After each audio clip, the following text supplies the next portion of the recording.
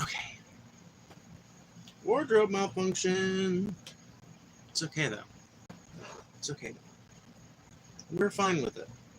It's cool. We're going to deal with it as best we can, okay?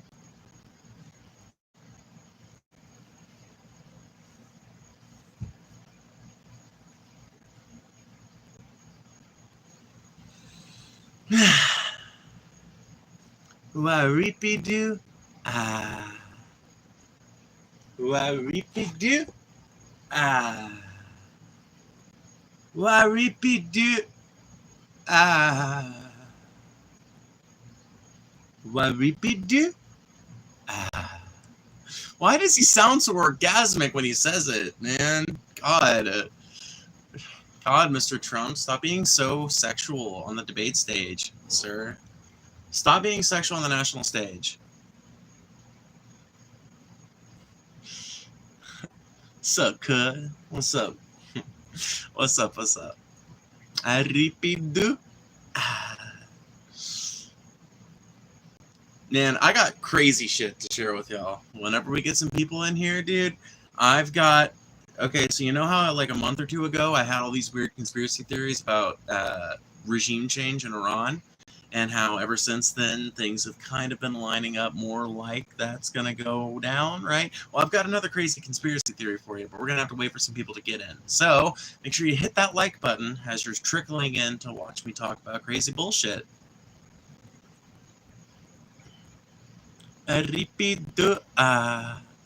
I think it's Hawaiian. It does kind of sound Hawaiian, doesn't it? Come to think of it, yeah.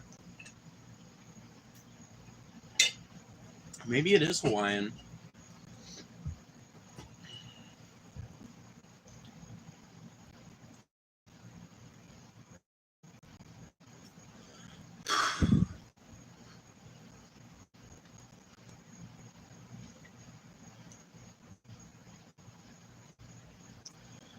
Oklahoma, where the wind goes blowing down the plains.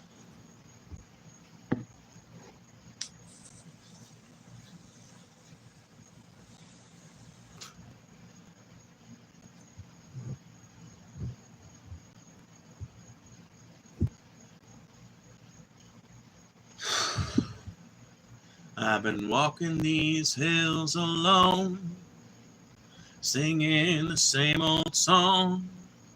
I know every crack in this dusty road down to Broadway. Where something is the name of the game, and good guys get washed away like the snow and the rain. There's been a lot of compromising on the road to my horizon, but I'm gonna be where the lights are shining on me, like a rhinestone cowboy, do-do, riding out on a horse in a star-spangled rodeo. It's my favorite Elvis song. What is? Haripi-doo-ah?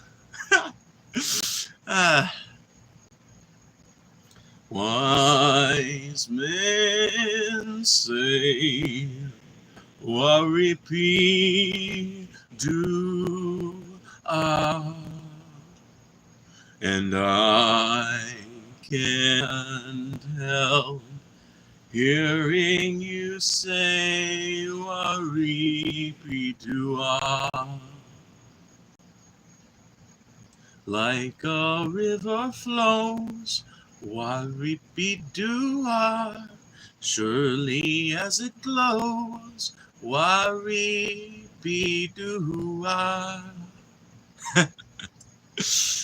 Yeah, that's the one. Yeah, okay, cool. We're on the same track then. Anyway, did you guys hear about this crazy fucking... Okay, dude, there's so many fucking directions I want to go today, and I'm not sure which one to pick, right? Because there's Trump news, there's Israel news, and then there's conspiratorial Trump news, okay?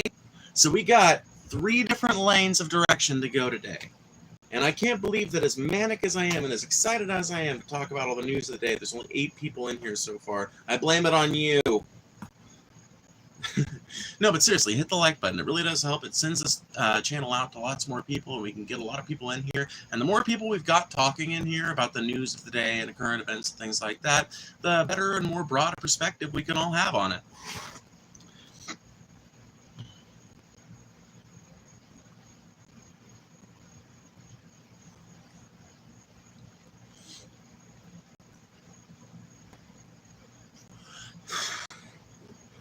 Just learned from me that Israel hit Syria. Why? Oh, because, reasons. The officially listed reason is bullshit. So the officially listed reason is because Israel feels some sort of connection to the Druze people of southern Syria. Wonder why they never felt that connection during the multiple different bombing campaigns that the U.S. and Israel, the multiple joint bombing campaigns that the U.S. and Israel undertook against Syria. Somehow the conditions of the Druze people didn't matter at that point, but it matters now. And the reason why Israel Katz and Benjamin Netanyahu claimed that we have, well, not we, but Israel, and by extension we, have begun engaging southern Syria in military action again is because there's sectarian violence erupting in the south of Syria towards the Druze people. And I guess Israel feels entitled to police all the fucking politics of the Middle East. This news is further proof, and by the way, maybe this stuff has been happening for a long time, but I've only been a active online political commentator for a few months now. This shit, in my mind, solidifies my view that I've held for a while now, that the main and primary reason we allow Israel to exist in the Middle East, the main reason why we fund them and everything else, is because they are effectively our police force in the Middle East. Anytime something happens that we don't necessarily like, Israel is there to clean up the mess, basically, or to initiate the mess so that we can go in and clean it up later the way we want it cleaned. And in repayment for that, they are allowed to police the region completely absent of our advice. So now Israel feels like it's entitled to police the morality of Syria, the morality of the people that are doing the sectarian violence. Mind you, this is Israel we're talking about, a country who itself has been embroiled in sectarian violence against according to official documents, you are totally valid as an Israeli, whether you're Arab or fucking Jewish. If you live in Israel, you're supposed to be just as valid an Israeli, regardless of your religion or ethnic identity. But we know for a fact that there has been a shit ton of sectarian violence going down in Israel, not least of all the genocide of the Palestinians in Gaza. So I think it's hilarious that Israel now wants to police sectarian violence in Syria, but they don't care about sectarian violence going down in their own fucking country.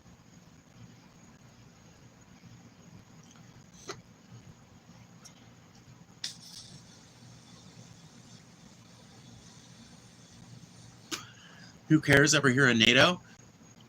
What about NATO? What about NATO, Bob? I'm not 100% sure what kind of correlation or what kind of point you're trying to make, so I don't know exactly how to respond to it.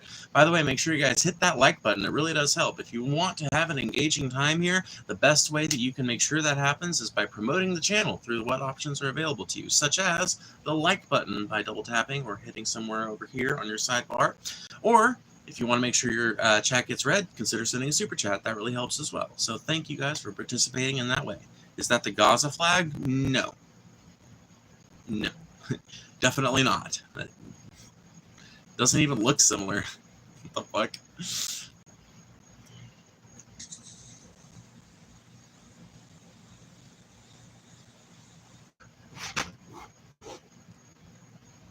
Anyway, yeah, so the officially listed reason for Israel beginning to strike Iran and for Israel deploying troops to a city in southern Syria is to protect the Druze.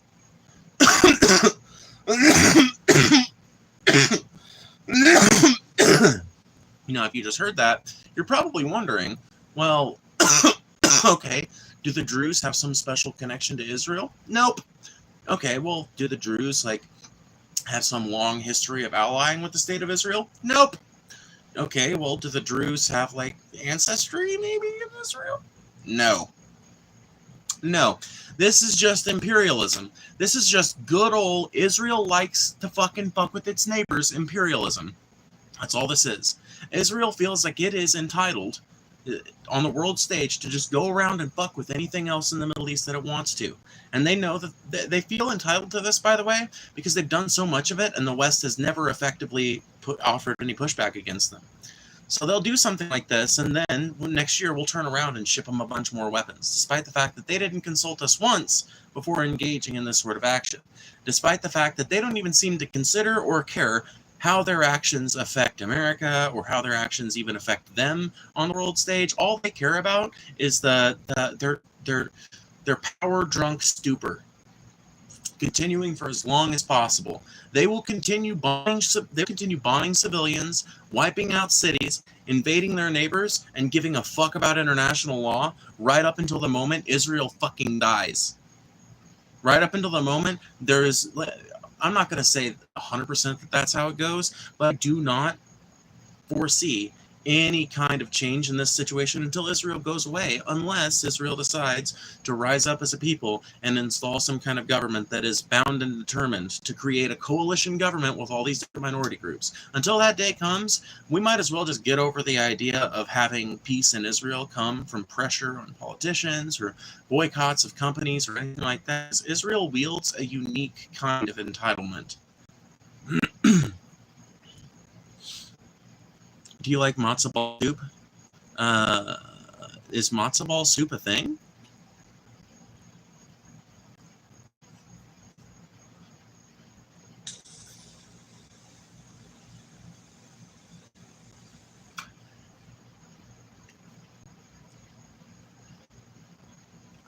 A lady shouldn't talk like that.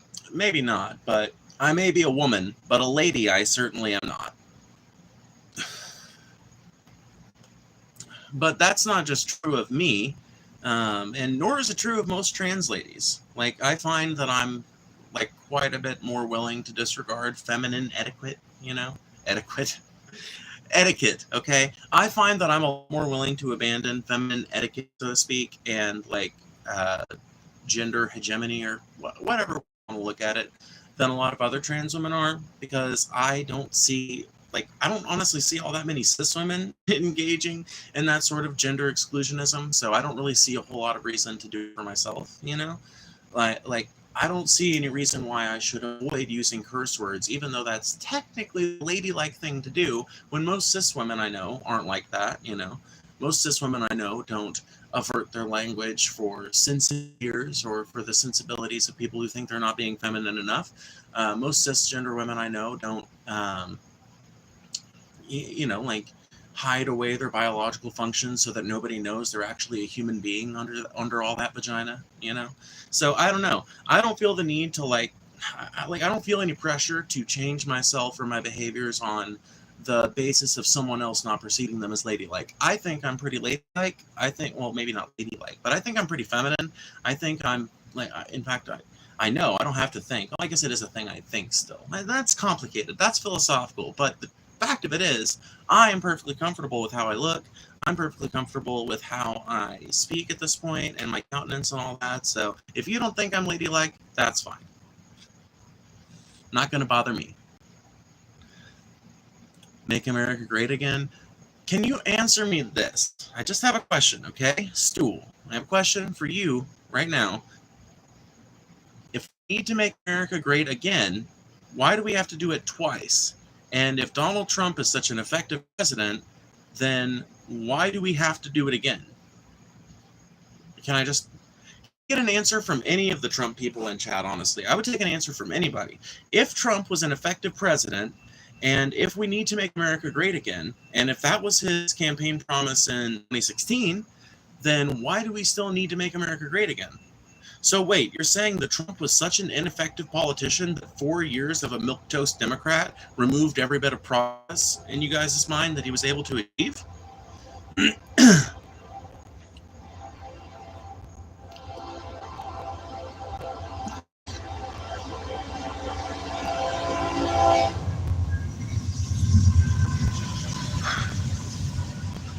PBH, you make bad tax codes. I mean, Trump is a businessman. Of course he's not going to make good tax codes. Like, duh. Yeah, like it, I mean, how far, like it's not a far leap, right? It's not a far leap to realize if somebody's so fucking stupid, right, that they'll say the title, well, not stupid, but if somebody has so much disregard, right, for the rule of law and so much disregard for um, people's economic position and things like that, and for regular working class people, if somebody has that much disregard for that, what makes you think that they're going to have the kind of regard that you need to have in order to get a large set of qualified tax professionals to like to, what's the word I'm looking for? Streamline. There we go. To streamline the tax codes. Because I agree, the tax codes, we should, like the IRS does definitely need some updating. The tax codes of America definitely need some updating, especially because America's corporations pay way, way, way, way, way less than America's workers. So the people who actually work in factories and restaurants and retail and farms and everywhere else, they pay royally out the ass in taxes. People who work in prisons, people who work in hospitals, all the people who actually keep our society running, those people pay royally out the ass in taxes. And the people who, the people who own the places that employ them, those people pay almost nothing in taxes. And the corporations that employ them pay almost nothing effectively in taxes. So yes, I agree. The IRS definitely needs a rewrite. We really need to figure this shit out a little better. But I just don't think Trump is the way we get to that. Oh, thank you for the $4.99. I appreciate it. Talking about making America great again, look at yourself in the mirror. Bro, I was just talking about, I was like criticizing MAGA. Or at least I was trying to. I mean, I'm genuinely asking anybody out there, any MAGA out there, if Trump is such a great president and he was saying we needed to MAGA back in 2016, why do we still need to MAGA? Like, why do the American people need to send Donald Trump up for a second presidency when he already had one? And that's one of his campaign promises, right? Was to make America great again, to bring jobs back to America, to, cure the world and fix fascism and make everything better and give you hugs and kisses at night. Like, if that was the promise and premise of the first Trump administration, then from whence comes the need for either Donald Trump was such an ineffective fucking president that he was able to have everything he did undone by 4 years of a weak liberal, unlikely, or Trump is a power-hungry authoritarian narcissist that wants everyone on the planet to love him and cherish him and wipe his boots and everything else.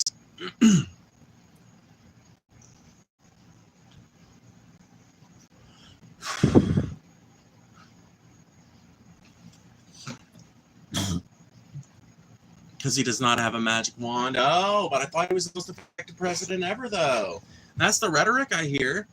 You see, the rhetoric I hear out of Republicans and stuff like that these days is not, no, well, Trump doesn't have a magic wand. What do you expect, man? The rhetoric I hear for the most part is like, Trump's going to do it. He's doing it right now. I don't know. It just seems like a strange contradiction to me. I'm not trying to be a douchebag necessarily, but it does strike me as incredibly weird, incredibly off-putting, that people can't seem to recognize the contradiction in terms that is implied by a fucking slogan like MAGA.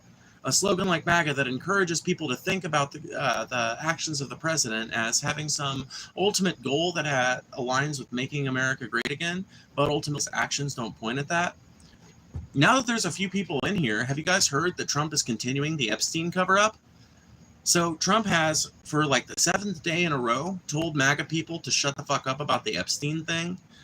It's not working. MAGA has been in shambles over this, right? Because Trump and Pam Bondi and the people on his camp, they don't want to talk about the Epstein files. And I think we all know why. I think we all know it's because Trump and his rich buddies are involved in the Epstein file. I think we all know it's because there are too many people involved in the political insider field to have the Epstein files actually come out. And despite what Trump would always say about draining the swamp, I don't actually think he wants to drain the swamp all that bad. I think he talks a big game about draining the swamp, but then when he's handed a dossier that would allow him to drain the swamp, instead chooses to expand the swamp. Hey, from UK, I understand that Trump wants to fix America. However, it's still mental that he thinks that social nationalism is the best approach. What? I don't think Trump is a Nazi. I don't think Trump is like a literal fucking Nazi, nor do I think he's a good president. That's the thing. I'm trying to foster a conversation between people like me. I consider myself a super far leftist. I've never voted for Trump and never would, right? I'm trying to foster a conversation between people like me and people like some of the people you've seen in chat. I'm trying to foster a conversation between us. By the way, make sure you're hitting that like button. It really does help. Every single time you hit that like button is another chance to send the stream out to even more people's algorithms, which increases the quality of your viewing pleasure by a number of by an order of magnitude, just by virtue of inviting more people into the chat and having things work a little better and be a little easier. Well, having things be more interesting too, because people are adding more to the chat. So please hit that like button. Ew, man, please find something more interesting to say than ew. See, you're just gonna get knocked if that's all you can come with. There are some people that have like critically lost their ability to have any kind of conversation. Like they're just facing like a critical failure of that. Do you get ad revenue? One played for me before the stream. I actually tried something different this time. I wanted to see if it would still work. I enabled monetization on this stream before I turned it on, and yes, I will get ad revenue. Not much. I don't know exactly what the calculation is, but I know it's like based on thousands of views that you get, so every 1,000 views you get ever how much in ad revenue. So yeah. Oh, also, I doubt that people say this, however, I like your dress, MTF myself. Oh, this isn't a dress. It's actually a crop top. It's actually a crop top, and I'm wearing shorts under it. But thanks anyway. I appreciate it. But yeah, not a dress. This weirdo again. Now I expect some bellend to block me from commenting. No, nobody block him. That's not... well, alright, well, you got fucking timed anyway, so... No, I mean, our rule here is readability, originality, and interestingness, That was marginally more interesting than the average troll, so if it was me and I was in here alone, I definitely wouldn't have timed you out, but my mods have a little more sensitive trigger fingers. I must go, but thank you for being respectful and not being hateful. Just if I were you, I would do more content research, more centrist research. I was once a super far leftist. I mean, I've done plenty of research on the center, and it's only made me more far leftist, honestly. And here's the problem, right? I don't think you're ever going to convince me out of the idea that capitalism is a bad idea for people. I don't think you're ever going to be able to, not you specifically, but I don't think anybody's ever going to be able to explain to me why, if you look at it through the right lens and you hope for just the right things to happen, capitalism is actually an okay system. Because I just feel like I've lived a life that has really shown me the weaknesses of capitalism in a way that I feel like a lot of other people's lives just hasn't led them down that path, hasn't given them that kind of perspective. And, to me, the theory is like secondary to the fact that I've seen it. I've seen the multiple ways that the profit motive can get in the way of human beings having a good life. What are you talking about that way months ago? What are you talking about? I don't even know. JC, please consider proofreading your comment before sending it, because if I can't read your comment and tell what you're trying to say to me, it just ends up being a speed bump in the content. And don't call me asbestos fingers for nothing. Asbestos fingers, I was going to ask you about that. Is that inspired by the menu in any way? And if not, did you grin a little in the menu when the chef has that moment? If you know the moment, you'll know the moment. If you've seen the movie and you did, you'll know the moment. I won't have to tell you what moment. What are you doing? Right now, I'm just sitting here, chilling, talking to my chat, trying to foster something like a conversation. Why do you look like that? What's your story? Where do I start? Like, why do I look like what? Like why do I have shitty old glasses in need of repair? Because I'm a fucking brokey. And it's like every other person in America, outside of about 20% of people that are doing okay, Why am I wearing a crop top? Because it's comfy and I like it and I think it's cute. Why do I have bangs? Because, well, honestly, because it's just I think they're the prettiest hairstyle. Honestly, I've seen a bunch of different hairstyles in my life, and I've never thought there was one that's prettier than bangs. But normally, I have my hair up in a bun, and I actually have it up in a ponytail today. So that is a little something different about my look. Other than that, I don't really know what you would be specifically focusing on that I could say, well, here's my story that relates to that.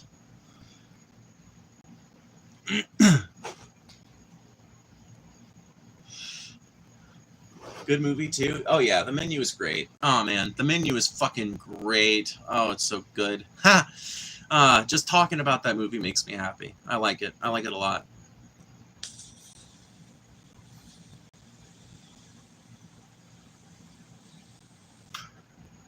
Like a girl? Well, I came out as trans when I was 21 years old, about 5 years ago and 4 months, give or take. Initially, I used to dress way way more. What's the word I'm looking for? I don't know how to put it, but I used to dress in a way that was way more like showy, I guess is the word I'm looking for. I used to be way more showy with it, and then I sort of normalized into a set of like different outfits and styles that I like, and I felt way better about it ever since like coming out and allowing myself to express myself however I want and carry myself however I want, hang out in whatever communities I want. I felt immensely better. As far as like what my story is more than that, you'll just have to ask specific questions. And the best way to know what specific questions to ask is to just hang around for a while. By the way, there's 41 people in here. Make sure you guys hit that like button. It really does help. Every single time you hit that like button, it's another chance for the stream to get even more interesting by virtue of more people joining the stream and more people participating in chat. We can have a conversation about anything you want to here. I don't care if you disagree with me. I don't care if you hate me. I just care that you present a readable, original, and interesting comment. Capitalism depends on some level that companies will be altruistic. If you were ever in middle management in a successful company, you realize the failure of capitalism. Oh, Howard, 100%. I was never middle management in a capitalist system, honestly, but I've been in positions of enough power to see it from that perspective, but I've also just been in the, like most of my life, I've been in the position of just being another worker bee. And like being someone who's familiar enough with leftist theory, like basic leftist theory, to make some of the connections, you know, to recognize that every time you get denied some sort of care by your insurance company, it's not because it's not for whatever the reason they're listing, it's so that they can protect a little bit of their profit. It's because ultimately they don't make money if they cover every bit of care out there, because then they would just be a public health management network, not a public health insurance network, you know? There are so many different ways that if you're clued in just a little bit, if you're clued in to just that basic fact that power corrupts and that money is power, right? If you don't, just those two things alone, you can really easily connect the dots when something that is a direct result of capitalist interference happens in your life. You don't have to be a middle manager, but I agree with you, it 100% helps, right? And I think that there are a lot of people, by the way, that know the fucking failures of capitalism and refuse to talk about for one reason or another. They don't want to bring it up. They don't want, in fact, sometimes they advocate actively against things like socialism. And I think a lot of those people have just been bought into the system. They're sold out, don't want to shake the boat in any sort of way. And so they recognize the failures of capitalism, and maybe they'll even talk about them privately. Maybe they even criticize capitalism in certain ways. But when you get right down to it and you drill down with it with these people and go like, okay, so capitalism sucks, right? They'll go like, no. I am a mystery to man and a nuisance to gods. I am the wind blowing through the sawgrass, fell on the mountains in December and will melt in May, and the rushing brooking stream that will follow out from it. I'm the cave system that underlies the crust. I'm Phoebe. Nice to meet you.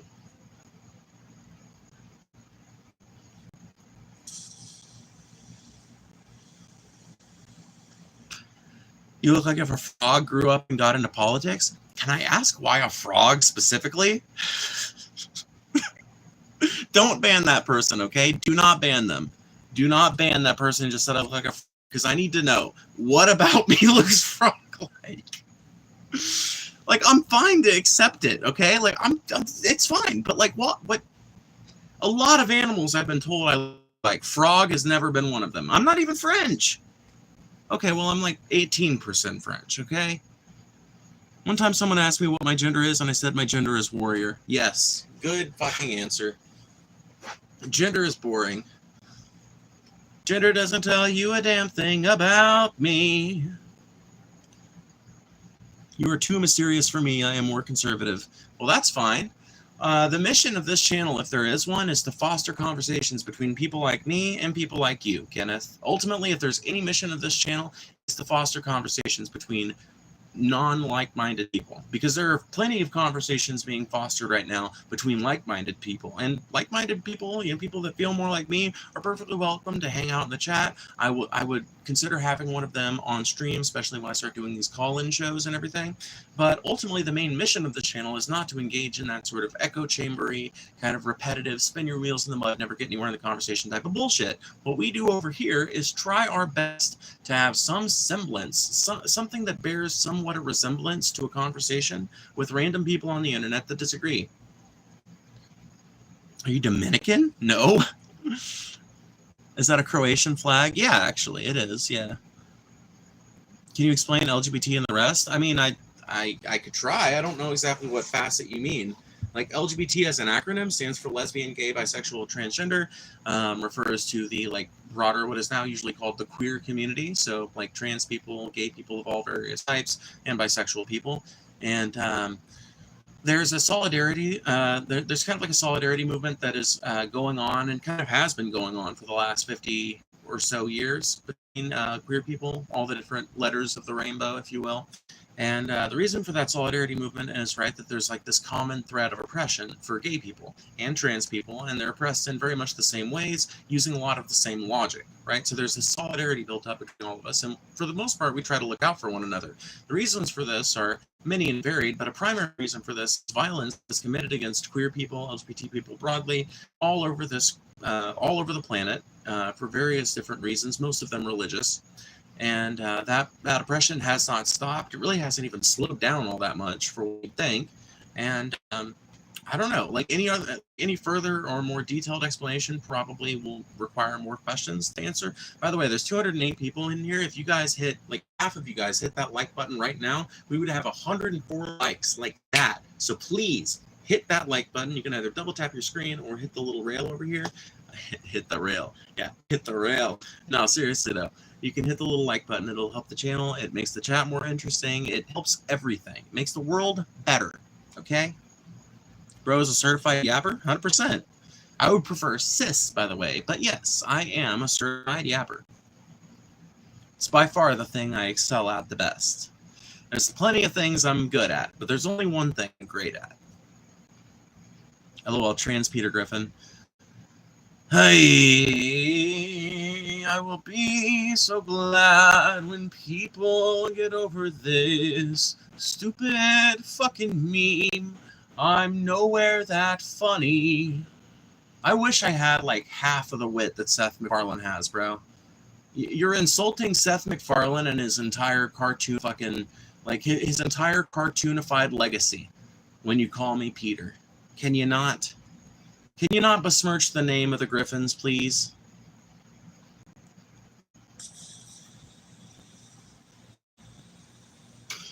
We're going to have to crank up the short bus. I'm afraid we're going to. Hit the rail. Freudian slip of telling us what your drug of choice is. No, okay, well... Listen, okay? I've only had Coke a couple of times, all right? Believe it or not, this manic energy you're seeing right now, Coke energy. In fact, I haven't even really gotten high at all today. But for the last few minutes, I've been puffing on a THCA vape. So there is that. But the few times I have tried Coke, I really liked Coke. So yeah, maybe that was a bit of a Freudian slip. I'm not even going to lie, you know? Like, I'm not going to front, you know? Like, there's no barriers between us and the truth here. But, definitely not my drug of choice because I'm way too fucking poor to afford a Coke habit. That's what I found out the minute I started to develop a Coke habit. About like 2 years ago or so. No, it was fucking 2 years, like 2.5 years, really. Like 2.5 years ago, there was like 2 weeks when I did it several times, and like the minute the person who was supplying me and my best friend ran out, and we were gonna buy more from their plug. We looked into how much it was gonna be, and we were not appealed by the numbers. That's an ounce of. Thank goodness too. Thank goodness. What are your pronouns? She, her, hers.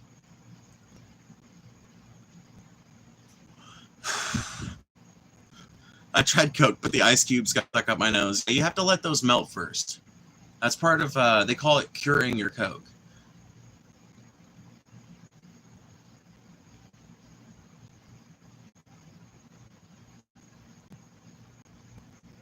I know a lot of people who've done Coke, and at this point, I'm wondering why, because I have no desire to try it. So, is there just something about my presence that makes cokeheads want to befriend me? Well, let me ask you this, Rose: Are you the kind of person who is like easily bowled over by like a pushy kind of like talk your ear off motherfucker? Like, are you kind of like on the quiet side? Because you participate in here pretty regularly, but you might be one of those people who's quieter IRL and doesn't like you interact way more online than you do in real life in a similar situation. Truly, I do love the honesty. There's no point in like bullshitting, you know? Like, it's the fucking internet, dude. For all you know, I could be like completely bullshitting, but I'm not, you know? And the reason why is because like no fucking law enforcement agency cares at this point who's talking about what dirt they're doing and when. There's no way they could prove that I did coke 2.5 years ago. There's no messages to that effect. It's just like it's a non-issue, you know? Like all the shit that somebody might worry about being honest about that kind of thing 20 years ago, none of those things are really true anymore. People are just kind of open and honest about their dirt these days, and nobody really cares. Because people have, for the most part, and police departments have learned this too, you can't really lock somebody up on the premise that they did some drugs at one point in time. You know? Not really a valid and just reason to put someone in prison. IRL, yes, but usually the conversations with those kind of people are one-off because I don't want to deal with them. Huh, okay. Well, I don't know then, Rose, because like a lot of times, honestly, cokeheads will love each other, and people who like coke will love each other, and it's kind of hard to be consistent friends with somebody that's that way if you're not that way, right? Like you have to have a specific kind of personality. Like you and that person just have to bounce off of each other really well. There probably is some aspect of your personality that attracts people who have tried and fucked around with coke and maybe gotten hooked on it a couple of times. But without knowing you better IRL, it would be hard, if not impossible, for me to point out exactly what that feature is. You know, I don't know. Rose, are you going to the meetup? Are you going to the Deep Fat Fried meetup?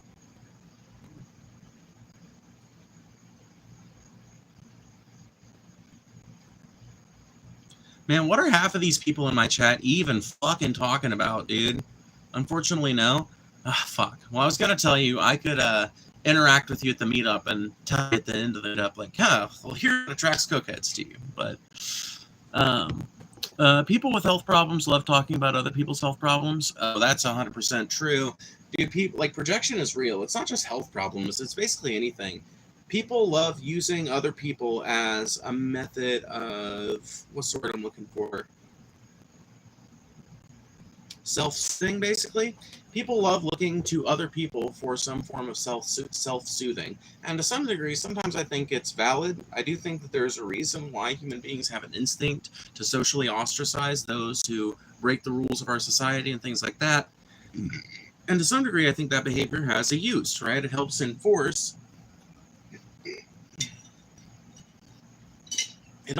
social standards. It helps enforce the idea that people are good to one another. It helps enforce the idea that people are courteous with one another. But on the other hand, I think social media has allowed that to increase to a degree that is perhaps unhealthy. I think maybe there's some happy medium between being able to regularly see people's fails, flops, and fuck ups, and like being exposed to them constantly all day long. I think that being exposed to them constantly all day long has given people a really kind of like misanthropic tendency, a real misanthropic tendency that I don't really feel like was actually reflected at any other point in history. More people these days are willing to say, I hate people, than at any other time in human history. I don't hate people. I think people are fascinating as shit. But I also accept that people are flawed fucking beings that will disappoint you more often than not. And it's possible to believe both things, okay?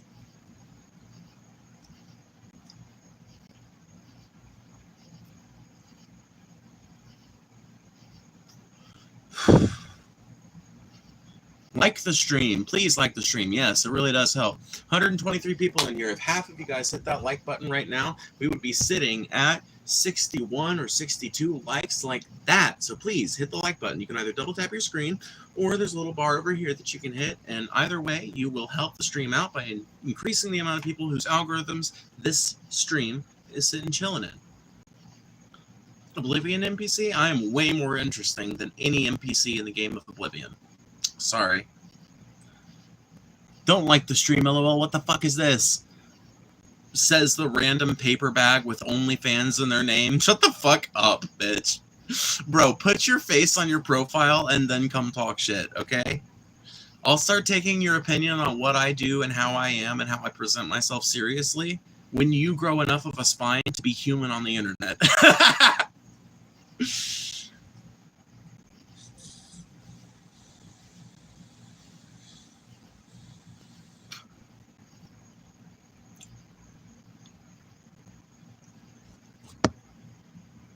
Don't you agree that the whole Republican and Democrat thing is just divide and conquer? Oh, 100%. Calvin, I don't know if you've been sitting here listening to me for long. I don't know if you're just assuming that I'm a Democrat voter because I've got a pride flag, but I'm not. I don't know if you notice. I don't know if you know what the symbol means, but this symbol right here, this is something you would never, ever, ever find a traditional vote blue no matter who liberal. Well, okay. I'm not going to say never, ever, because honestly, there are a lot of liberals who have decided to take up the aesthetics of revolutionary leftism, so maybe I should amend that statement. But 10 years ago, you would not have seen a Hillary Clinton voter running around with the squatters' rights mark on their guitar. You know, it's just not. So, like, there are fucking clues. If you look around at the room I'm occupying, if you listen to the rhetoric that comes out of my mouth, there are clues to how I feel about the whole Republicans and Democrats thing. But since you brought it up, yeah, I think the whole fucking thing is a dog and pony show meant to keep human beings' eyes off the ball. It's meant to keep workers' eyes off the fucking fact that their wages have been stagnant for like 50 years. It's meant to keep their eyes off the ball so that they're not thinking about the fact that their health benefits have decreased in quality over the last 20 years, 30 years, 40 years. It's meant to keep their minds off the fact that their pension fund has been turned into some weird 401k fund where the funds are way more fucking subject to market devaluations and fucking fluctuations and shit. It's all a distractory tactic. It's meant to keep people thinking about how much they hate their neighbors and not about how their neighbors are functionally no different than them. They all live in the same neighborhood. They all share the same creek when they want to go fishing and walk down the road and take their fucking fishing pole, go fishing. They all fucking drive on the same road when they go to work. That's who you have things in common with. Your neighbors. The people at your class level and people adjacent to your class level who live near you. Those are the people. That's your fuck. People need to, and I'm sorry, what you said has inspired a broader rant. People need to start looking at themselves as part of a fucking community again, because that is something that is gone from America. Everybody talks about how shitty neighbors are anymore. Everybody wants to talk about how, oh, I had a shitty neighbor back then, and I have a shitty neighbor now, and my neighbors are shitty neighbors all day long. But they don't want to participate in the sorts of things that make better neighbors. They don't want to vote for the kinds of things that make better neighbors. They don't want to engage in the sort of community activism that leads to better neighbors. They want to engage in just the basic fucking outreach that would lead to their neighborhood being more cohesive. And that's something we're going to have to get the fuck on up over if we are going to restore some sense of fucking unity to this country. Okay, I'm going to turn on idiot mode so that I'm not like literally just reading nothing but the dumbest morons on the internet. Like, I feel like 10% of people that are participating in chat right now are participating in a meaningful way that makes things interesting, and I feel like the other 90% are basically just throwing their turds against the wall. So let's turn on the turd filter, and that should make things marginally more readable for at least a few minutes. Trump is on that list. I'm hurt and disappointed about that. You should be. And speaking of the Epstein list, so for day 7 or whatever, Trump continued to downplay the Epstein list. He's calling it bullshit as of today. He's saying the Epstein shit is bullshit. That's what Trump is saying about the whole Epstein thing now. You remember when he was campaigning on that shit? You remember when Donald Trump was campaigning on the fact that the Epstein list contained a fucking dossier of a bunch of fucking criminal politicians who were taking bribes, not just to fuck over Americans, but to literally like abuse children. Like that is something that, like, if true, it's a real big if true kind of thing. And Trump was really fucking playing it up on the campaign trail, dude. It was a huge point of contention. But now he's calling it bullshit. He said MAGA needs to get over it. He's been defending Pam Bondi. Even Dan Bongino, who's literally been like a giant Trump simp for like fucking 10 years now, has been like apoplectic about this shit. Laura Loomer, there's all sorts of fucking voices on the right now that are crying out because this is a fucking tremendous violation of what Trump promised during his campaign. During his campaign, he was all about, we need to release the Epstein files. And I was on board with him. I was like, fuck yeah, we do. Hell yeah. And then it gets in the Oval Office, and suddenly it doesn't matter anymore. He's manipulative. He's manipulating the American people. He never had any intention of releasing the fucking document because, like that person just said in chat, he's probably fucking on him. He's probably fucking on him. Him and his rich buddies are probably fucking on that list. He knows that. We know that. He doesn't want the rest of America to know that. That's fucked. That's an American president actively colluding with a pedophile and his estate in order to cover up the abuse of children at the hands of politicians and America's elite and the world's elite.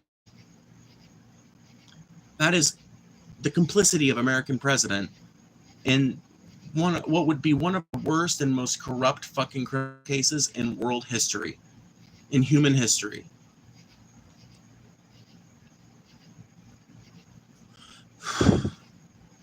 If he was on the list, Biden would have released. No, you got to think about this for what it is. This is a political game. So you see, if Biden releases that list, he's got to redact his name and Hunter's name and a bunch of other fucking names from him and all his rich buddies off of there. So he's going to have to mark out the Clintons. So neither of these guys have been in the catbird position to release this list because they're both fucking on it.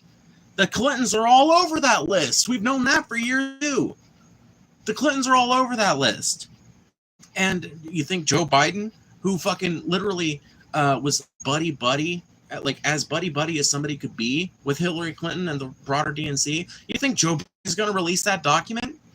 No, the only way Joe Biden would have released that document is if he could somehow have redacted his name and any mention of him, or anything that could be tied back to him from that document. And there's probably way too much of that shit in there for him to do anyway. But especially when you consider the fact that to make it enough, like to make it not blow apart American politics, which is what it's going to do. If it hasn't been destroyed and it ends up getting released at some point, it's literally going to be like someone took a grenade, pulled the pin out, and threw it out into American politics. It's going to literally explode American politics from within. American politics will not be able to be the same thing after those documents are released. Just won't. And both parties know it. And both parties are reliant on America staying the same fucked up, corrupt, dirty shithole that it has been for the last 30 years.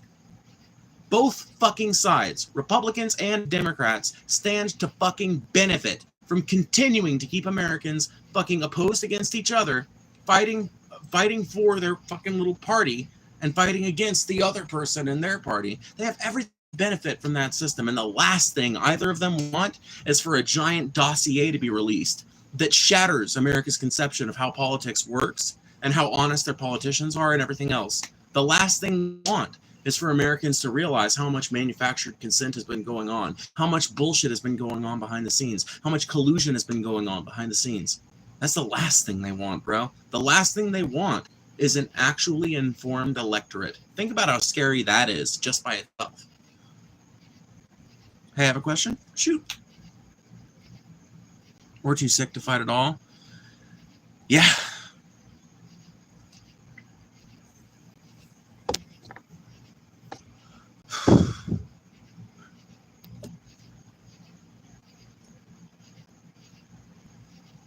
Every founding father was a Freemason? I really don't think the Freemasons are involved in this shit. I don't think the reason why rich people fuck over the world has anything to do with Freemasonry. Because there are plenty of people who are just what I would call working class rich who are part of the Freemasons. All you really have to do to become a part of the Masons is to fucking, like, become a somewhat wealthy individual in your area. That's it. And be male. That's it. And I think now there's even a fucking program for women. So, like... You know, like all you have to do to be a fucking all you have to do to be a Mason is to be like a somewhat wealthy individual with like social influence and shit in your local area. That's all you have to do. Someone will invite you to the Masons if you do that for 5 years. Literally, it's not that hard. I know more people who have rejected invites to the Masons than I do like people who've actually been in the Masons. So it's not some exclusive organization that only billionaires can get into.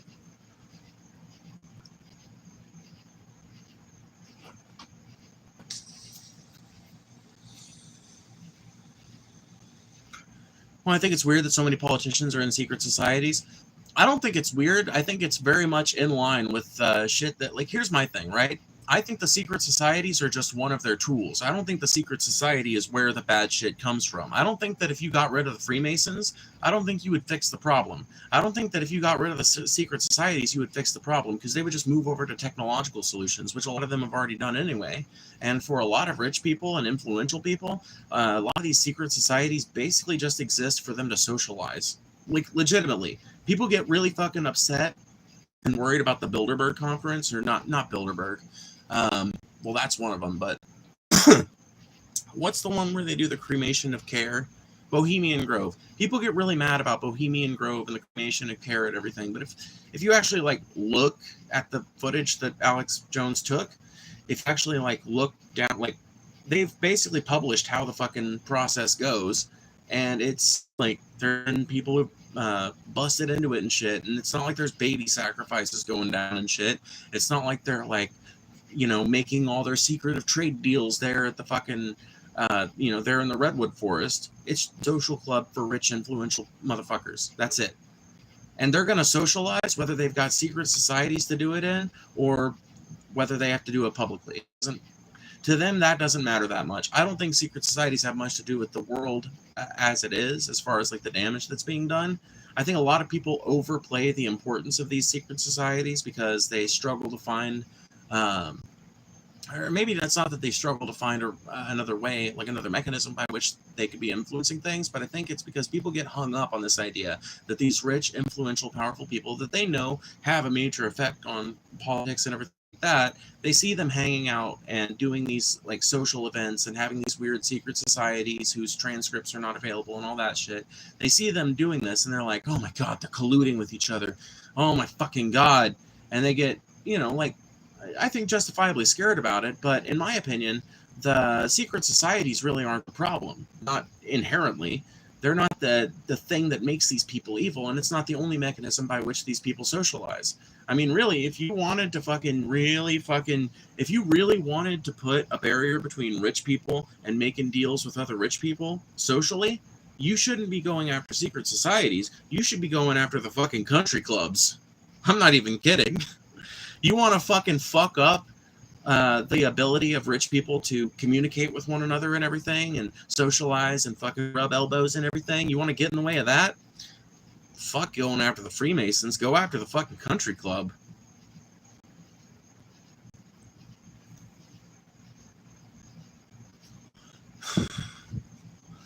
I'm not rich by any no means, but a Freemason I am. Are you like, when you say you're not rich, would you say that you're well off? Not like not rich, but like, you know, your bills are paid for and you've got a decent amount in savings and you donate to charity when you can, that kind of thing.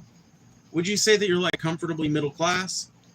Because I have a theory of Masons, but I don't know if it's true. It's just kind of like the trend that I've noticed. I've never met someone who was like super broke dick poor, whoever got invited to the Masons. You know what I mean? But every Mason I've known wasn't like a rich billionaire. It was like some like either regular working class person that had worked for a long time at a specific thing and started their own business or something like that, or it was somebody that went up through the ranks at some company and ended up like being a pretty prominent person in town, or being somebody that people kind of knew was like sociable and kind of trustworthy and shit. You know, like the trend has not been crazy billionaires and uber rich people as far as the Masons I've met personally.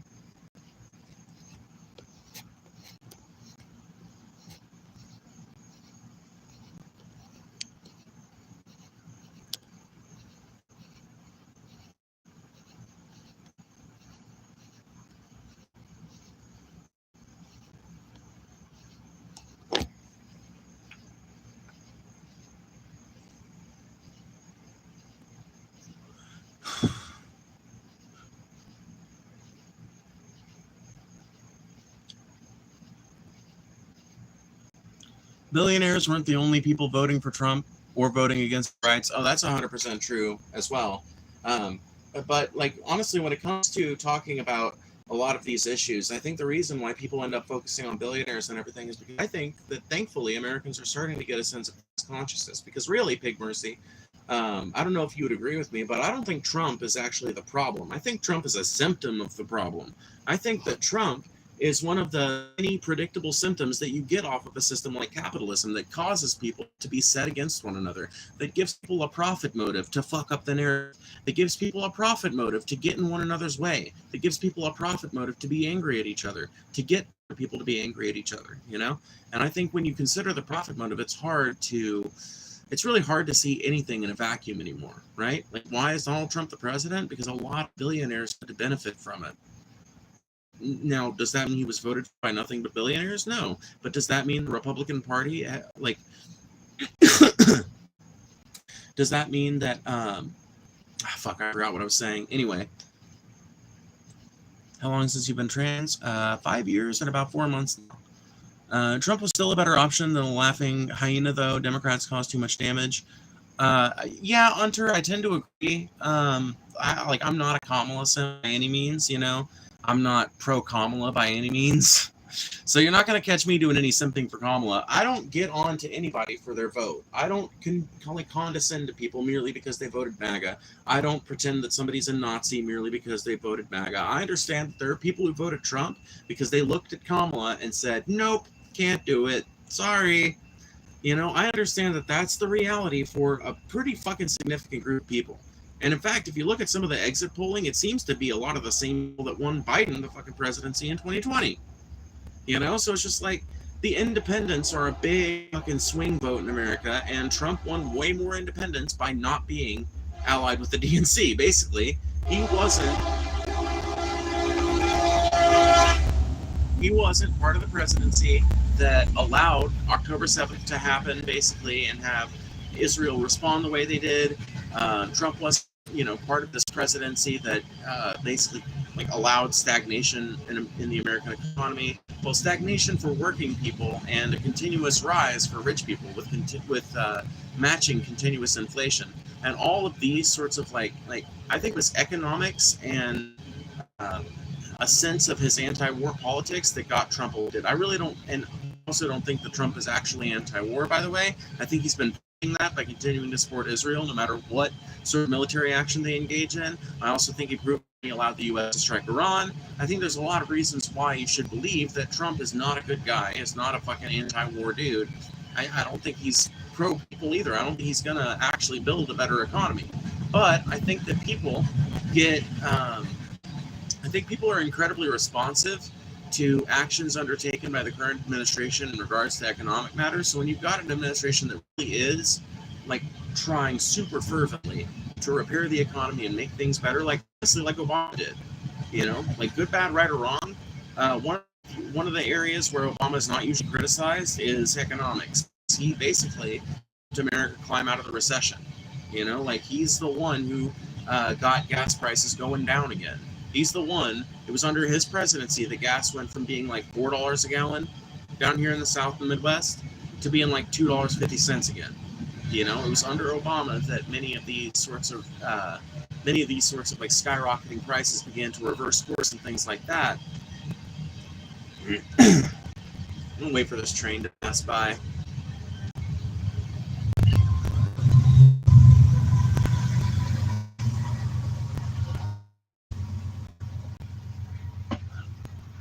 Train? Yes, it was a train. That would be inflated Karens who Land Rover and think they're hot shit. Yeah. That's right. My dad voted Biden in 2020. A lot of folks change parties, and this happens all the time. Well, yeah. Hunter, 100%. Party changes happen all the time. People's politics evolve as they grow up and as they go through their life. I understand all that. But it's something I think a lot of Democrats don't understand. I think it's a lot of people, even on the right, maybe don't understand. There are a lot of people who are super invested in this uniparty kind of thing, that are super invested in this two-party system, that don't seem to understand that most people aren't like them. That most people in America don't even vote. Not most people in America, but a sizable minority of people in America don't even vote. And out of the ones who do, I would say about 20% of each party doesn't really give a shit about that party. They're just allied to them because they think, oh, well, they're kind of closest to my politics, I guess. But they're kind of like not really involved in the party politics, and they really don't want to be because they kind of think it's like a fucked up, corrupt system that's unfixable, you know? Kind of like I was. Like, that's literally the position I was in 2020. And then I didn't vote in 2024 because I looked at the candidate I got, and I looked at Biden's presidency, and I was like, no, this is bullshit. Biden was literally demented when he went up on the debate stage, and that's unacceptable. An American president sundowning in front of the world. That was fucking shameful. And how the fuck was I supposed to vote Democrat after that? Especially when they kept running him after that. They kept running him for like a fucking week or two. Or I think it was like a month before they fucking switched horses to Kamala. And then she gets rushed into this new position where she's got to fucking start going on 60 Minutes and taking the debate stage and doing all these fucking appearances and starting this whole new campaign, like switching horses midstream. And then we get this fucking laughable election loss on November 5th.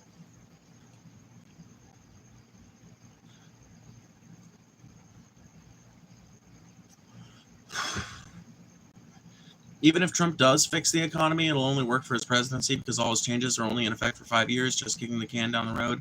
Oh, yeah, 100%. And part of me thinks, by the way, that that's on purpose. Part of me thinks that it's actually part of Trump's strategy because I kind of think that Trump actually does want to pursue a third term, and I think he's going to attempt to try and get the Constitution changed to let him do it.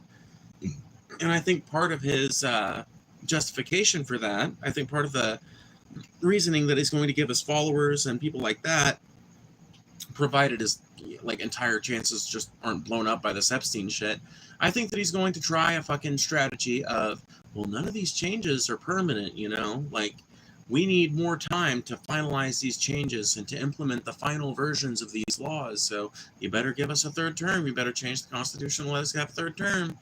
And by the way, that's only going to work if some of Trump's economic shit doesn't end up crashing the economy. There are a lot of people who are pretty fucking sure that this is going to have a disastrous effect on the American economy. From all the cuts that Trump is making to Medicaid and Medicare that are going to cause a bunch of hospitals to shut down and a bunch of people in healthcare to either lose their jobs or have to move out of areas where they were living, which is going to be a massive economic depressant on a lot of small towns and a lot of smaller communities and more rural communities. Like even that alone, and that's only one aspect of the big beautiful bill. That's just one aspect of this big giant bill. That aspect alone is going to like really fucking economy, especially in the places where Trump's voters hail from. And that's the biggest fucking saddest irony of it all. It's literally a betrayal. It's a slap in the face to everyone who voted Trump, because the vast majority of people who voted Trump live in rural parts of these different states. They live in little small towns and things like that, and those are the people who are going to be affected when Medicaid cuts start rolling through. Even if they're not affected by the cuts themselves, even if they aren't on Medicaid and they don't know anybody who is, they're still going to be affected by them because they're going to be, they'll wake up one day and try to go to the hospital in their town and find out it's been closed for 3 weeks because there was no money coming in, no more Medicaid payments because too many people lost their fucking health care. Not enough Medicaid payments coming in, not enough people able to pay their hospital bills on their own. Hospital's gone now because it's all fucking shareholder interest. It's not a universal healthcare system. So in a country where you have a capitalist healthcare system, you really can't fuck with the few state entitlements that you do give to people who earn them or who need them in order to live, because when you do, you really you fuck up the ability of these places to even remain businesses. And then, which is, by the way, another reason why I think America needs a universal healthcare system, because it takes the profit motive completely out of the equation. Now, if you have a town over 1,000 people, you have a doctor's office / hospital corresponding to the size of your fucking area.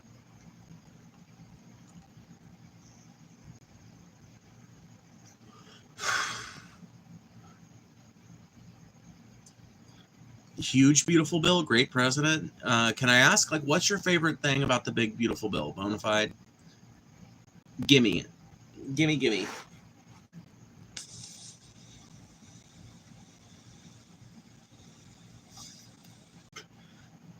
I wouldn't take pride in Trump's victory. It took 30% of the country feeling completely disengaged. Yeah, I don't really understand why people take so much pride in it when you consider the fact that less than 35% of voters voted for Trump. Like 35% of eligible voters did not vote in 2024, and the other, like 65% of the country or so, basically voted down the middle. I mean, Trump won the popular vote, but not by that much, from what I remember. So you're talking about like maybe the Republicans have like 33% of eligible voters, and the Democrats have like 32%. And I didn't vote is winning in a landslide at 35%, you know? So when you consider those numbers, you really can't, in my opinion, take pride in either one, like either side. You can't say the Democrats had some showing. Obviously, not only did they lose, but they didn't engage any more people than the Trump campaign did. In fact, they engaged less people. And when you can't take pride in the Trump campaign either, because it's not like they tapped into some fucking hidden well of people who don't usually vote, which is something, by the way, it's a well I do think you could tap into with the right policies, the right focuses, and things like that. I do think it's a fucking goal to be achieved. I just don't think it's anything that American politicians care to fucking pursue, because that would involve shaking the boat a little bit. And all of these people are capitalists. What I mean by that, I don't just mean they're people that believe in the system of capitalism. I mean they are literally capitalists. They are people who derive money from other people's labor. So anything that's going to get in the way of that system, anything that's going to prevent them from getting as much money out of that system as possible, they're going to oppose it. That's why the Democratic Party has talked a big game about universal health care for the last 30 years, but somehow it never just gets elected. Just somehow it never gets elected as an actual policy that they're going to pursue long term.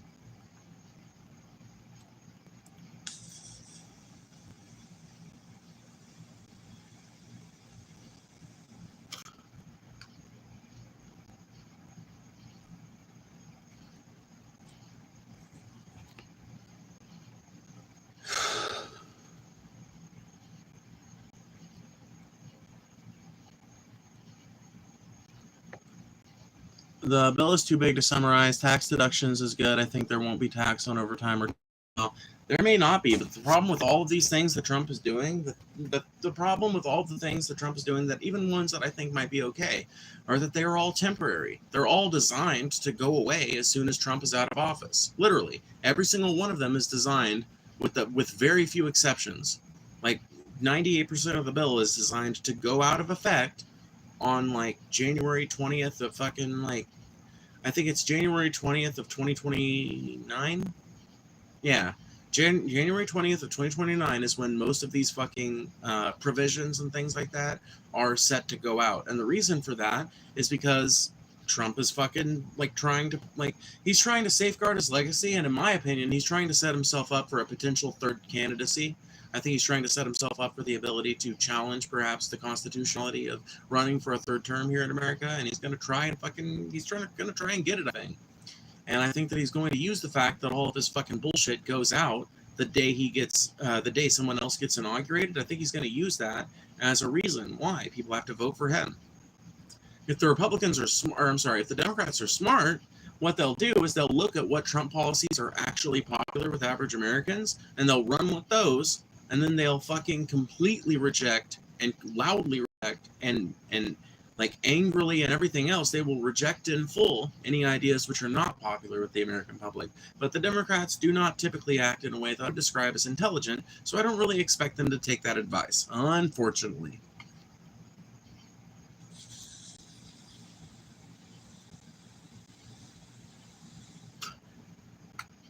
And you think he wants Greenland and Canada as 51st and 52nd states? I don't really think so. I feel like that's fucking kayfabe. I don't think that Trump believes it even. I think that he's bullshitting, dude. Maybe he's not, but part of me thinks he's trolling. Part of me thinks he's just trolling. He just wants to see what he can get the media to say, you know? Like, can I really convince these dumb fucks that I actually want to annex Greenland?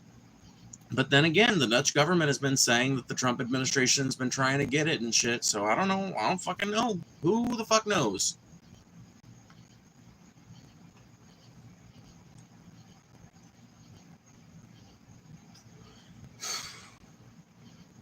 I don't really think he wants Canada either. Here's the thing. I think Trump will sometimes engage in rhetoric that is way stronger than his actual policy reflects, both on the campaign trail and off the campaign trail.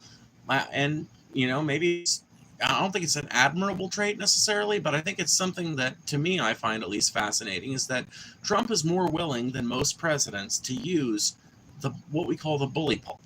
Basically, Trump is willing to bully people and to coerce people, and he's basically willing to use the voice of the president as a power, not literally as a like actual governmental power that bears any weight, but as a like coercive kind of power, or sort of I don't know how to put it, right? But by him saying things like that, he has put Canada and Europe in this defensive position, right? Let's just think about it like a game of chess, right? With Trump saying something like that, whether he actually believes it or not, he has now put Canada and the Netherlands, basically, and Europe as a whole, he's now put them on the defense. They are now arguing from the standpoint of the most powerful country in the world, or rather the president of the most powerful country in the world with the largest standing army, is threatening to take over our country, and we're in negotiations. It puts Trump at a distinct advantage to have the people sitting across. He's going to roll tanks on them if they don't comply. Is that authoritarian? Yes. Is it also something that maybe we could use in a leftist direction and get some good shit to happen? Uh-huh. It's a tactic I can't completely condemn, because I really do look at it through the lens of, well, the ends sometimes can justify the means as long as nobody's getting hurt. Like, as long as nobody's actually getting hurt, I think sometimes the ends can justify the means. And if you've got to spread a bunch of rhetoric about how you're going to take some country over if they don't stop fucking you over on trade, and I'm not saying that Canada and Europe have been fucking us over on trade. I know they haven't, which is why I'm saying Trump doing that is authoritarian, and it's a type of authoritarianism that I do think we need to stem the tide of, because when people like Trump do that, they're not doing it for good reasons, right? And that's why I think the tactic gets criticized, because it's got such apt potential for corruption. But the tactic by itself, I think, actually could be used in a way to, like for example, America is always talking about wanting to enforce its morality on the world stage, when there's plenty of countries that have been plenty aggressive to America and have been plenty fucking horrible to their own people. And we could totally fucking take advantage of that in negotiations with those people for better civil rights in their country, for better representation of the people in their country, for things like that. If we actually wanted to be the world police, let's be like the world Dutch police or something like that, you know? Like, let's take some country's fucking policing framework that involves like diplomacy and talking people through shit, and let's be the world police like that, and maybe we can actually achieve some real fucking change with foreign policy. And I think that same kind of tactic and tactics like it could probably be used here in the United States. Like, imagine if we had a Democratic, not even a Democratic, because no Democrat would ever fucking do this type of shit, but imagine if we had a leftist president who was willing to tell Texas, all right, you keep talking all this secession shit, Reconstruction 2 is on. We're not having it. You are not seceding from the Union. We're cutting this in the bud right now, and you're going to have fucking federal troops on every street corner. And we will make this state a place that is fucking friendly to brown people. We will make this state a place that isn't fucking its citizens over through horrible taxation policy that allows billionaires and rich people to steal all the fucking valuable money in the state and forces poor people who can barely afford it to pay for all the fucking expensive infrastructure that you need to keep up for the fucking oil industry. Imagine if we had a leftist president willing to engage in that kind of tactic for shit that was good.